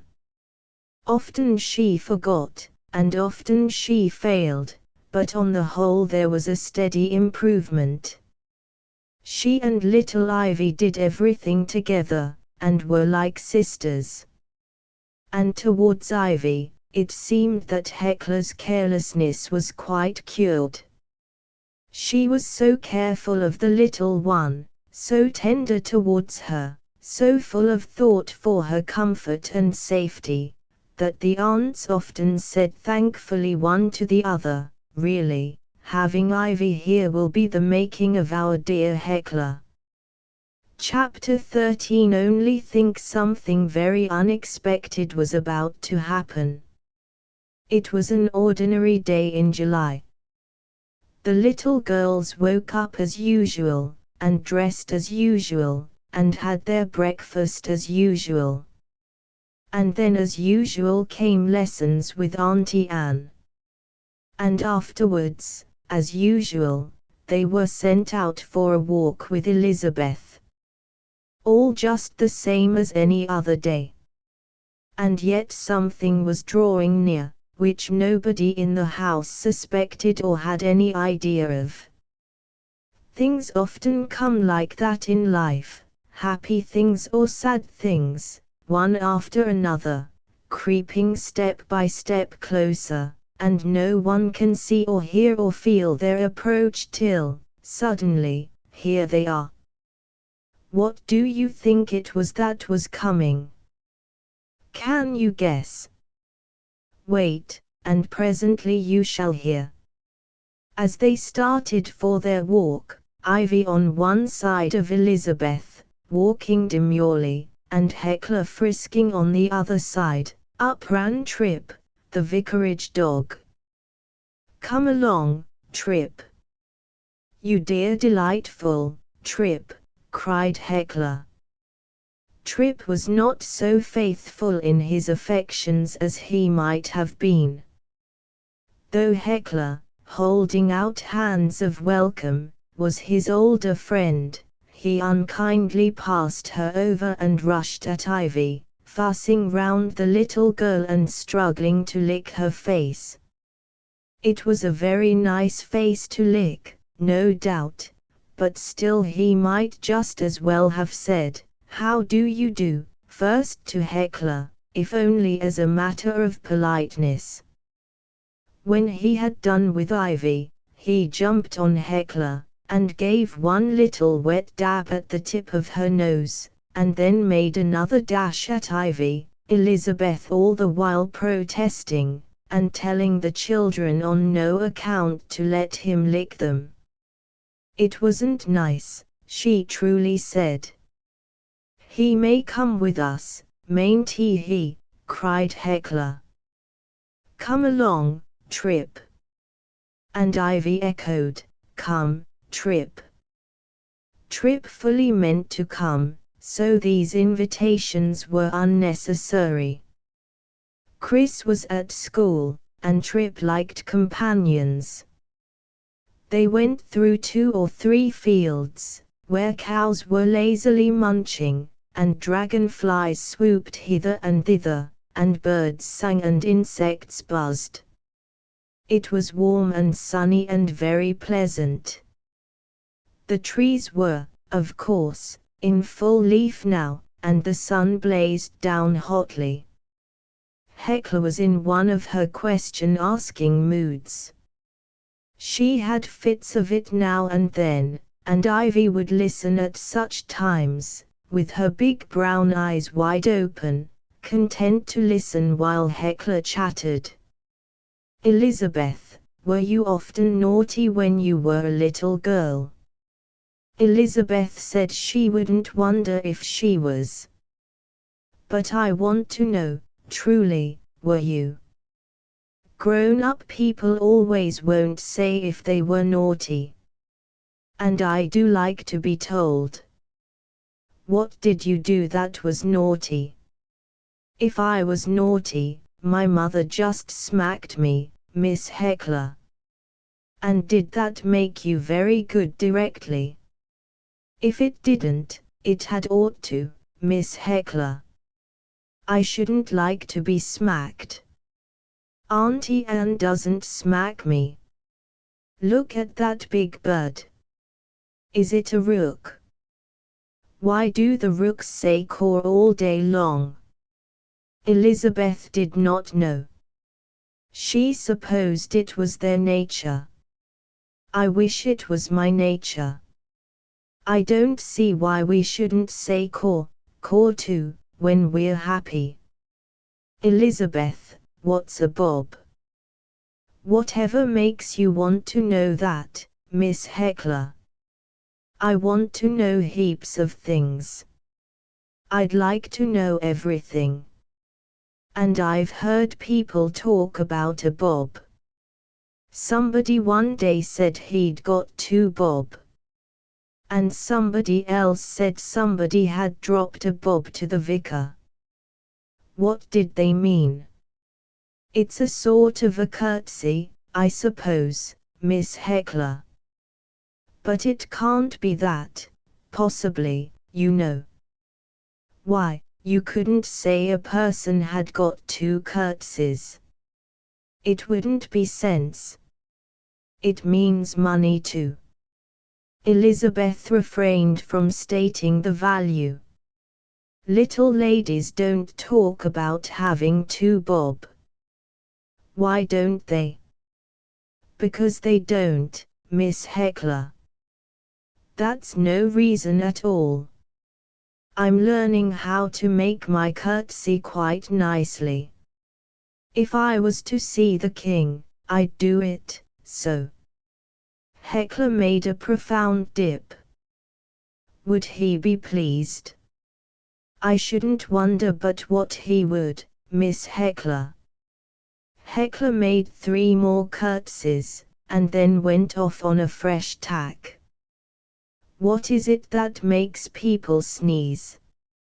"Mrs. Prue sneezed 6 times this morning." "Perhaps she'd got a cold." "No, she said she hadn't." "Not one bit of a cold. She said it was just her way."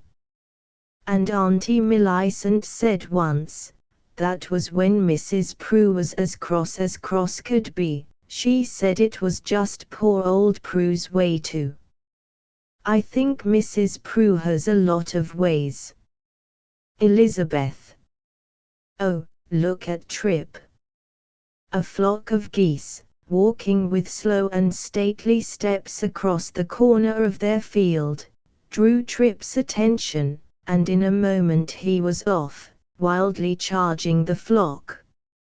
Off too were the geese, at their best speed, careering along, legs aided by wings. Trip again and again all but overtook them, but the geese would make a fresh spurt and get ahead, and then the dog would urge himself to greater speed. It was useless to call. He was not an obedient little dog. Elizabeth and Hecla shrieked after him in vain. Trip! Trip! Come back! Naughty Trip! Come back this instant, they commanded again and again. But Trip turned a deaf ear to all appeals. He was enjoying his chase, and he meant to have it out. Would he kill or injure a goose, if he managed to get one into his grip? That was Elizabeth's fear. Hecla's dread was that the geese in their wrath might put an end to her beloved Trip. Wisely the hunted geese thought of the pond, which lay low at one end of the large field. Cackling and protesting vehemently, they fled thither, pursued still by their relentless foe, and one and all plunged in. For the moment, Trip seemed nonplussed. He did not love water, and he ran round and round the pond, trying to get at his prey without wetting his feet. The geese swam vigorously to and fro, always avoiding that side where Trip happened to be. This lasted some little time, Elizabeth and Hecla still vainly ordering him to desist and to come away. Then Trip made up his mind and plunged heroically in. The game grew keener. Trip, snorting and gasping, pursued the big unwieldy birds, which in a terrific fright fled from him, to and fro, round and round the little pond. Again and again, as he overtook them, they splashed the water violently with their wings, half stifling the dog with showers of spray, and half swimming, half fluttering out of his reach. Trip, no whit daunted, though becoming more and more breathless, pursued them again, and this was repeated times without number. Oh dear, I know they'll kill Trip, Hecla kept saying, almost crying. Poor little Trip. Trip, do come away. Come, Trip. I know he'll be killed. It's a deal more likely he'll kill one o' the geese, and there'll be a pretty kettle o' fish to fry, declared Elizabeth. We can't stop longer, Miss Hecla. It's time to go home, and Miss Anne told me I was to be sure to be early, 'cause it worries Miss Story so if we ain't. But we can't leave Trip. We can't possibly, Elizabeth. We must wait till he comes away. He'll get killed, if we go. Just look, as Trip, gasping for breath, reached the flock, and with a great fluttering and splashing, the geese once more skimmed across out of his reach. Oh, you naughty, naughty Trip. I know they'll kill him. He'll drown. Oh dear. He'll take care of himself, never you fear. Miss Hecla, you've got to come. I can't stop, nor let you stop, if it was a dozen trips. I've promised Miss Anne I wouldn't be late, and I ain't going to break my word. And you've made lots of promises that you'd be good, and if you don't come, you won't be good. Yes, Hecla knew this, and she knew now the consequences that might spring from wrongdoing. She did not forget. But it was very, very hard. Poor dear Trip looked so exhausted, and swam so heavily, and gasped so hard for breath, that she felt sure he would soon fall into the clutches of those big noisy geese, and would sink and drown, and never rise again to the surface of the pond. and this might be her last sight of dear Trip. And Chris, what would Chris say? But she had promised again and again. She had said she would try her very best to be good and obedient. Yes, I'll come, she murmured, turning her back upon the pond, and trying hard not to cry. Please, mayn't we run very fast, and then we can send somebody to save poor little Trip. Elizabeth was quite willing, and they set off at full speed, each taking one of Ivy's hands to help her along. And before they were halfway to the gate of that same field, Trip came flying cheerfully after them, none the worse for his exciting chase. So soon as he found himself alone, he left the geese, and followed his friends. Hecla was immensely relieved, and did not know whether to scold him or to kiss him. So she did both by turns, and both had much the same effect on Trip. She was very, very glad that she had not given way to the temptation to disobey Elizabeth. They reached the cottage in good time, but the midday meal was not to be so punctual as usual that day. As they arrived at the front gate, a fly from the station drove up and stopped. And a voice cried from within, "Ivy! Ivy! My little darling! It's Mummy!" Ivy exclaimed, getting pink all over her face. In a moment, two people were out of the cab, and Ivy was folded in her mother's tight embrace, while her father was kissing the top of her head, and trying to get hold of a little bit of his child. Hecla stood looking on, and the two aunties came out, very much astonished.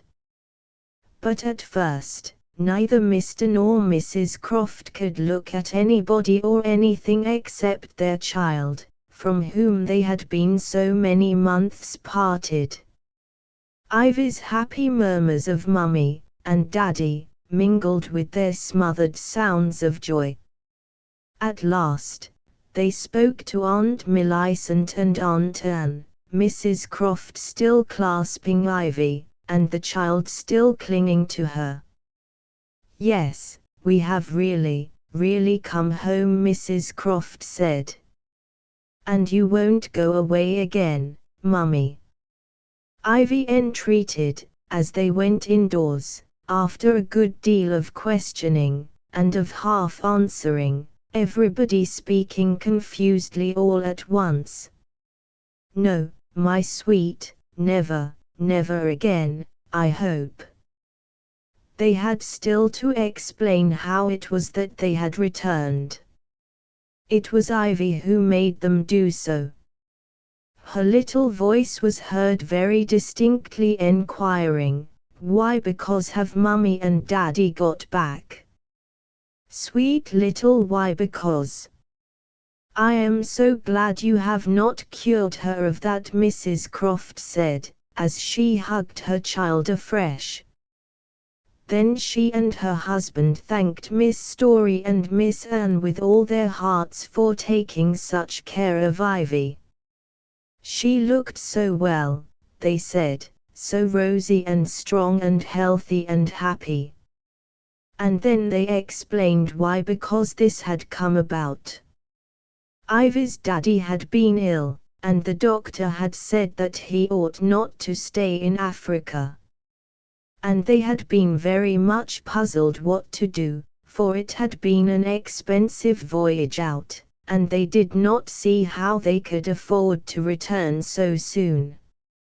And while they were wondering what to do, an old uncle had died suddenly, and this kind old uncle left them some money. And that had made it easy for them to give up Africa, and to come back to dear old England.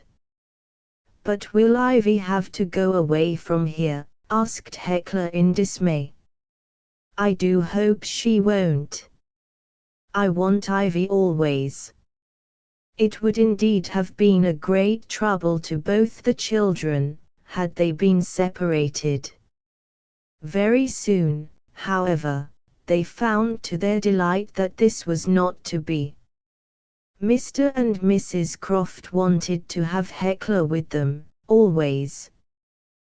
They meant to take a house at Nortonbury, as near as possible to the Miss Storys, and to live there, and they wished to bring up Hecla with Ivy, because it was not good for Ivy to be an only child.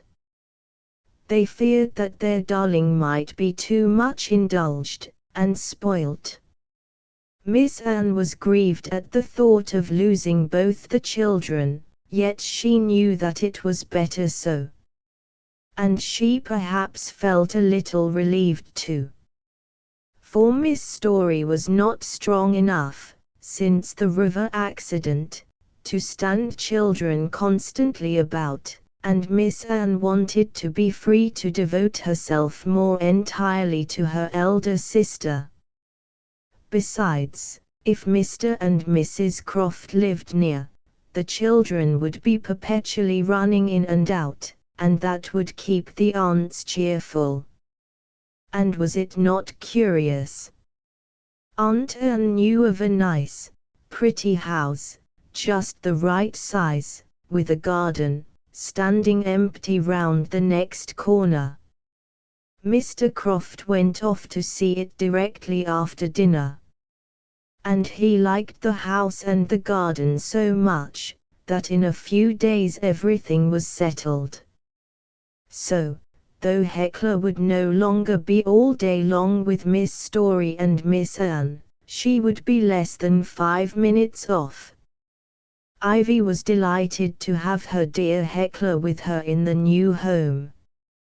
And Mr. and Mrs. Croft were so good, and kind, and gentle with her, that very soon it almost felt to Hecla like the days when she had her own mother and father. "Mummy, why because does Hecla kiss you so very, very much?" Ivy one day asked. "I suppose, pet, it is because she is a tender-hearted little girl, and likes to be loved," Mrs. Croft replied. "And she is very fond of Ivy too, I am sure, isn't she?" "And I do love Hecla, Mummy. I love her, heaps. And perhaps that's why, because she loves me," Ivy suggested, in her serious fashion. The End, London, printed by William Close and Sons, Limited. ****** End of the Project Gutenberg ebook. Little why because ***** updated editions will replace the previous one, the old editions will be renamed. Creating the works from print editions not protected by U.S. copyright law means that no one owns a United States copyright in these works, so the Foundation, and you, can copy and distribute it in the United States without permission and without paying copyright royalties. Special rules, set forth in the general terms of use part of this license, apply to copying and distributing Project Gutenberg trademark symbol electronic works to protect the Project Gutenberg trademark symbol concept and trademark.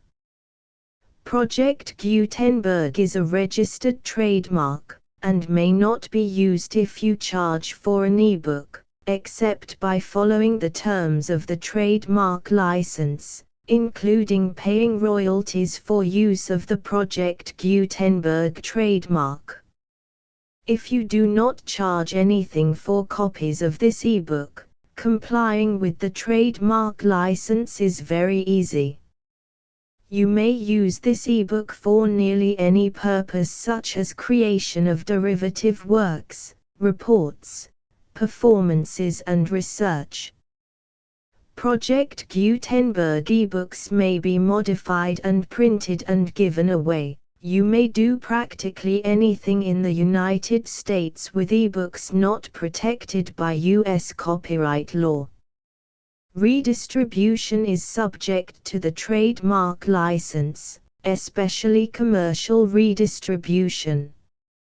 Start. Full license. The full Project Gutenberg license. Please read this before you distribute or use this work to protect the Project Gutenberg trademark symbol mission of promoting the free distribution of electronic works, by using or distributing this work, or any other work associated in any way with the phrase Project Gutenberg.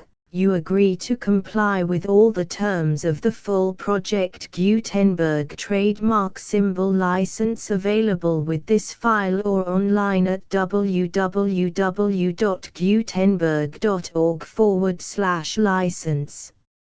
Section 1. General Terms of Use and Redistributing Project Gutenberg Trademark Symbol Electronic Works 1.0. By reading or using any part of this Project Gutenberg trademark symbol electronic work, you indicate that you have read, understand, agree to and accept all the terms of this license and intellectual property, trademark/copyright, agreement. If you do not agree to abide by all the terms of this agreement, you must cease using and return or destroy all copies of Project Gutenberg trademark symbol electronic works in your possession. If you paid a fee for obtaining a copy of or access to a Project Gutenberg trademark symbol electronic work and you do not agree to be bound by the terms of this agreement, you may obtain a refund from the person or entity to whom you paid the fee as set forth in paragraph 1.e.8. 1.b. Project Gutenberg is a registered trademark. It may only be used on or associated in any way with an electronic work by people who agree to be bound by the terms of this agreement. There are a few things that you can do with most Project Gutenberg trademark symbol electronic works even without complying with the full terms of this agreement. See paragraph 1.c below. There are a lot of things you can do with Project Gutenberg trademark symbol electronic works if you follow the terms of this agreement and help preserve free future access to Project Gutenberg trademark symbol electronic works. See paragraph 1.e below. 1.c. The Project Gutenberg Literary Archive Foundation, the Foundation or PGLAF, owns a compilation copyright in the collection of Project Gutenberg trademark symbol electronic works. Nearly all the individual works in the collection are in the public domain in the United States. If an individual work is unprotected by copyright law in the United States and you are located in the United States, we do not claim a right to prevent you from copying, distributing, performing, displaying or creating derivative works based on the work as long as all references to Project Gutenberg are removed. Of course, we hope that you will support the Project Gutenberg trademark symbol mission of promoting free access to electronic works by freely sharing Project Gutenberg trademark symbol works in compliance with the terms of this agreement for keeping the Project Gutenberg trademark symbol name associated with the work. You can easily comply with the terms of this agreement by keeping this work in the same format with its attached full Project Gutenberg trademark symbol license when you share it without charge with others. 1.d. The copyright laws of the place where you are located also govern what you can do with this work. Copyright laws in most countries are in a constant state of change. If you are outside the United States, check the laws of your country in addition to the terms of this agreement before downloading, copying, displaying, performing, distributing or creating derivative works based on this work or any other Project Gutenberg trademark symbol work. The Foundation makes no representations concerning the copyright status of any work in any country other than the United States. 1.e Unless you have removed all references to Project Gutenberg. 1.e.1. The following sentence, with active links to, or other immediate access to, the full Project Gutenberg trademark symbol license must appear prominently whenever any copy of a Project Gutenberg trademark symbol work, any work on which the phrase Project Gutenberg appears, or with which the phrase Project Gutenberg is associated, is accessed, displayed, performed, viewed, copied or distributed. This ebook is for the use of anyone anywhere in the United States and most other parts of the world at no cost and with almost no restrictions whatsoever. You may copy it, give it away or reuse it under the terms of the Project Gutenberg license included with this ebook or online at www.gutenberg.org. If you are not located in the United States, you will have to check the laws of the country where you are located before using this ebook. 1.e.2. If an individual Project Gutenberg trademark symbol electronic work is derived from texts not protected by U.S. copyright law, does not contain a notice indicating that it is posted with permission of the copyright holder, the work can be copied and distributed to anyone in the United States without paying any fees or charges. If you are redistributing or providing access to a work with the phrase Project Gutenberg associated with or appearing on the work, you must comply either with the requirements of paragraphs 1.e.1 through 1.e.7 or obtain permission for the use of the work and the Project Gutenberg trademark symbol trademark as set forth in paragraphs 1.e.8 or 1.e.9. 1.e.3.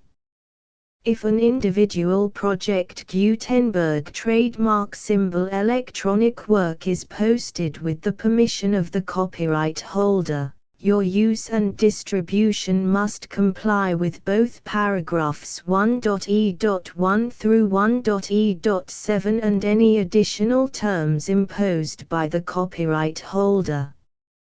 Additional terms will be linked to the Project Gutenberg trademark symbol license for all works posted with the permission of the copyright holder found at the beginning of this work. 1.e.4.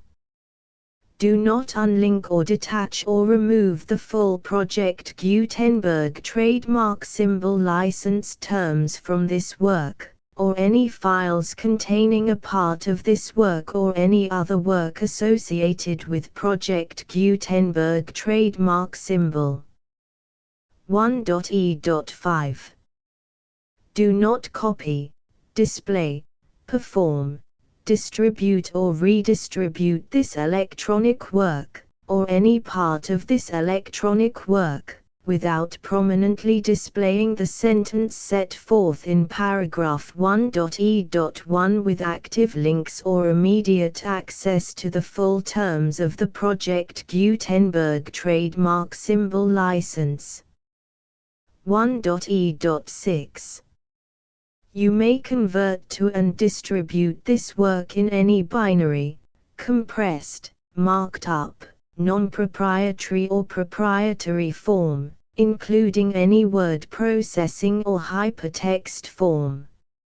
However, if you provide access to or distribute copies of a Project Gutenberg trademark symbol work in a format other than plain vanilla ASCII or other format used in the official version posted on the official Project Gutenberg trademark symbol website, www.gutenberg.org, you must, at no additional cost, fee or expense to the user, provide a copy, a means of exporting a copy, or a means of obtaining a copy upon request, of the work in its original plain vanilla ASCII or other form. Any alternate format must include the full Project Gutenberg trademark symbol license as specified in paragraph 1.e.1. 1.e.7. Do not charge a fee for access to, viewing, displaying, performing, copying or distributing any Project Gutenberg trademark symbol works unless you comply with paragraph 1.e.8 or 1.e.9. 1.e.8. You may charge a reasonable fee for copies of or providing access to or distributing Project Gutenberg trademark symbol electronic works provided that you pay a royalty fee of 20% of the gross profits you derive from the use of Project Gutenberg trademark symbol works calculated using the method you already use to calculate your applicable taxes. The fee is owed to the owner of the Project Gutenberg trademark symbol trademark, but he has agreed to donate royalties under this paragraph to the Project Gutenberg Literary Archive Foundation. Royalty payments must be paid within 60 days following each date on which you prepare, or are legally required to prepare, your periodic tax returns. Royalty payments should be clearly marked as such and sent to the Project Gutenberg Literary Archive Foundation at the address specified in Section 4, Information about donations to the Project Gutenberg Literary Archive Foundation. You provide a full refund of any money paid by a user who notifies you in writing, or by email, within 30 days of receipt that he does not agree to the terms of the full Project Gutenberg trademark symbol license. You must require such a user to return or destroy all copies of the works possessed in a physical medium and discontinue all use of and all access to other copies of Project Gutenberg trademark symbol works. You provide, in accordance with paragraph 1.f.3, a full refund of any money paid for a work or a replacement copy, if a defect in the electronic work is discovered and reported to you within 90 days of receipt of the work. You comply with all other terms of this agreement for free distribution of Project Gutenberg trademark symbol works. 1.e.9. If you wish to charge a fee or distribute a Project Gutenberg trademark symbol electronic work or group of works on different terms than are set forth in this agreement, you must obtain permission in writing from the Project Gutenberg Literary Archive Foundation, the manager of the Project Gutenberg trademark symbol trademark. Contact the Foundation as set forth in Section 3 below. 1.f1.f.1. Project Gutenberg volunteers and employees expend considerable effort to identify, do copyright research on, transcribe and proofread works not protected by U.S. copyright law in creating the Project Gutenberg trademark symbol collection.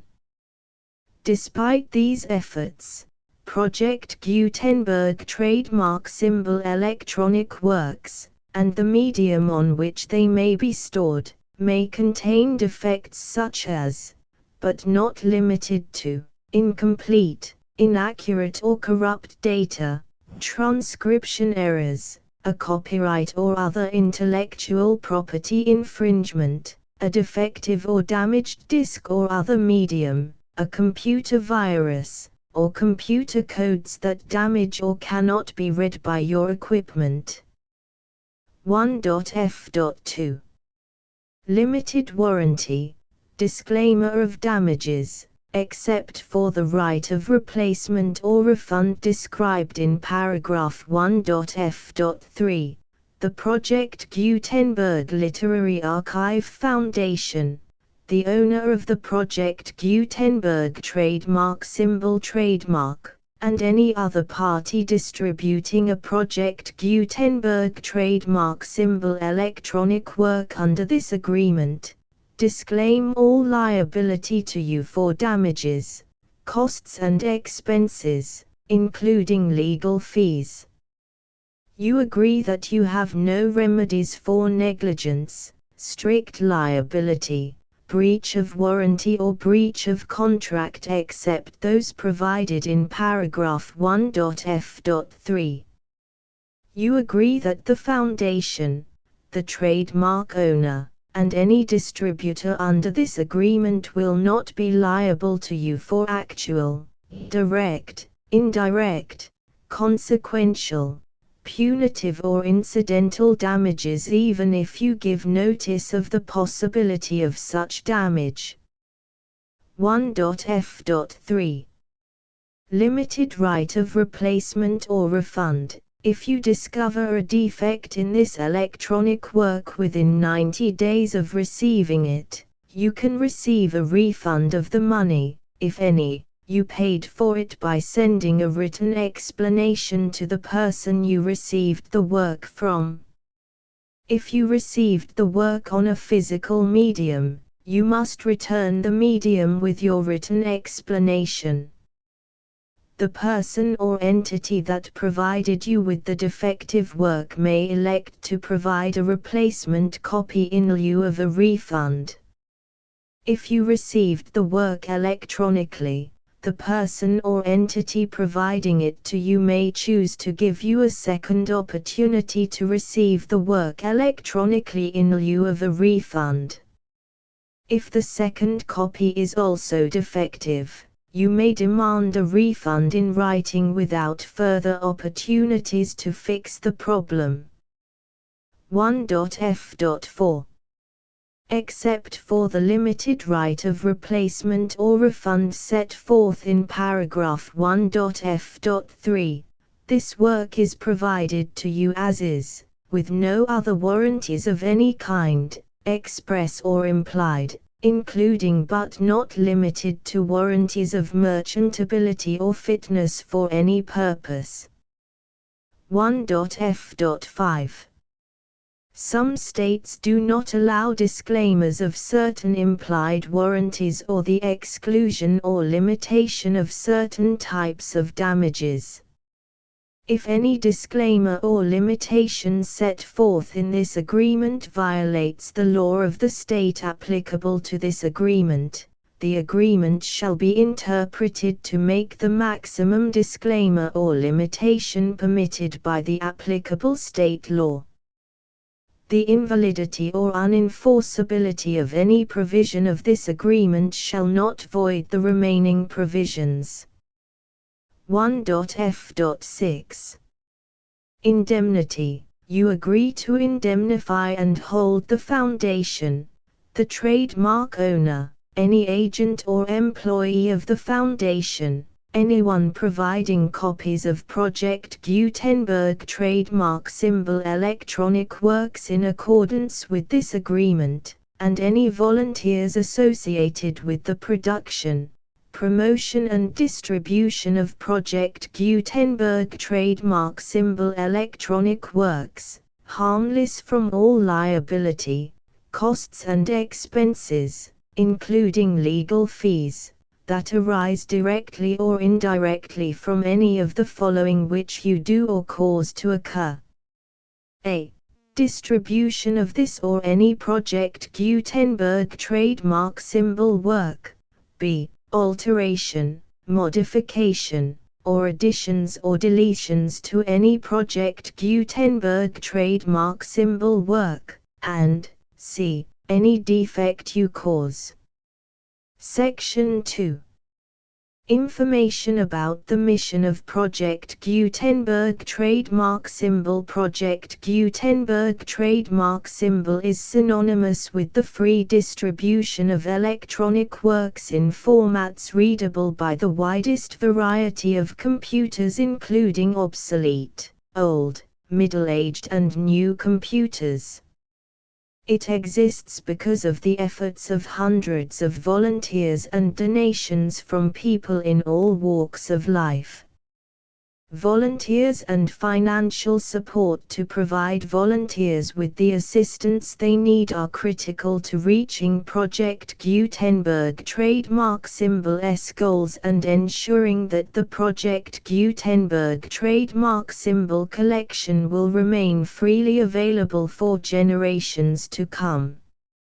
In 2001, the Project Gutenberg Literary Archive Foundation was created to provide a secure and permanent future for Project Gutenberg trademark symbol and future generations. To learn more about the Project Gutenberg Literary Archive Foundation and how your efforts and donations can help, see sections 3 and 4 and the Foundation information page at www.gutenberg.org. Section 3. Information about the Project Gutenberg Literary Archive Foundation. The Project Gutenberg Literary Archive Foundation is a non-profit 501(c)(3) educational corporation organized under the laws of the state of Mississippi and granted tax-exempt status by the Internal Revenue Service. The Foundation's IN or Federal Tax Identification Number is 64-6221541. Contributions to the Project Gutenberg Literary Archive Foundation are tax-deductible to the full extent permitted by U.S. federal laws and your state's laws. The Foundation's business office is located at 809 North 1500 West, Salt Lake City, UT 84116. 801-596-1887. Email contact links and up-to-date contact information can be found at the Foundation's website and official page at www.gutenberg.org/contact. Section 4.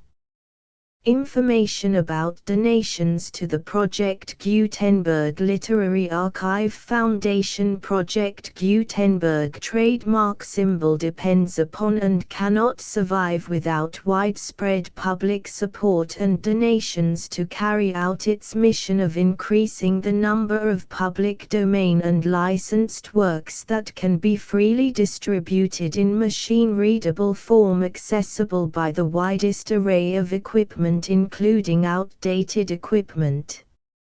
Many small donations, $1 to $5,000, are particularly important to maintaining tax-exempt status with the IRS. The Foundation is committed to complying with the laws regulating charities and charitable donations in all 50 states of the United States. Compliance requirements are not uniform and it takes a considerable effort, much paperwork and many fees to meet and keep up with these requirements. We do not solicit donations in locations where we have not received written confirmation of compliance. To send donations or determine the status of compliance for any particular state, visit www.gutenberg.org/donate. While we cannot and do not solicit contributions from states where we have not met the solicitation requirements, we know of no prohibition against accepting unsolicited donations from donors in such states who approach us with offers to donate. International donations are gratefully accepted, but we cannot make any statements concerning tax treatment of donations received from outside the United States. U.S. laws alone swamp our small staff. Please check the Project Gutenberg web pages for current donation methods and addresses. Donations are accepted in a number of other ways, including checks, online payments and credit card donations. To donate, please visit www.gutenberg.org/donate. Section 5. General information about Project Gutenberg Trademark Symbol Electronic Works. Professor Michael S. Hart was the originator of the Project Gutenberg trademark symbol concept of a library of electronic works that could be freely shared with anyone. For 40 years, he produced and distributed Project Gutenberg trademark symbol ebooks with only a loose network of volunteer support. Project Gutenberg trademark symbol ebooks are often created from several printed editions, all of which are confirmed as not protected by copyright in the US unless a copyright notice is included. Thus, we do not necessarily keep ebooks in compliance with any particular paper edition. Most people start at our website, which has the main PG search facility, www.gutenberg.org. This website includes information about Project Gutenberg trademark symbol, including how to make donations to the Project Gutenberg Literary Archive Foundation, how to help produce our new ebooks, and how to subscribe to our email newsletter to hear about new ebooks.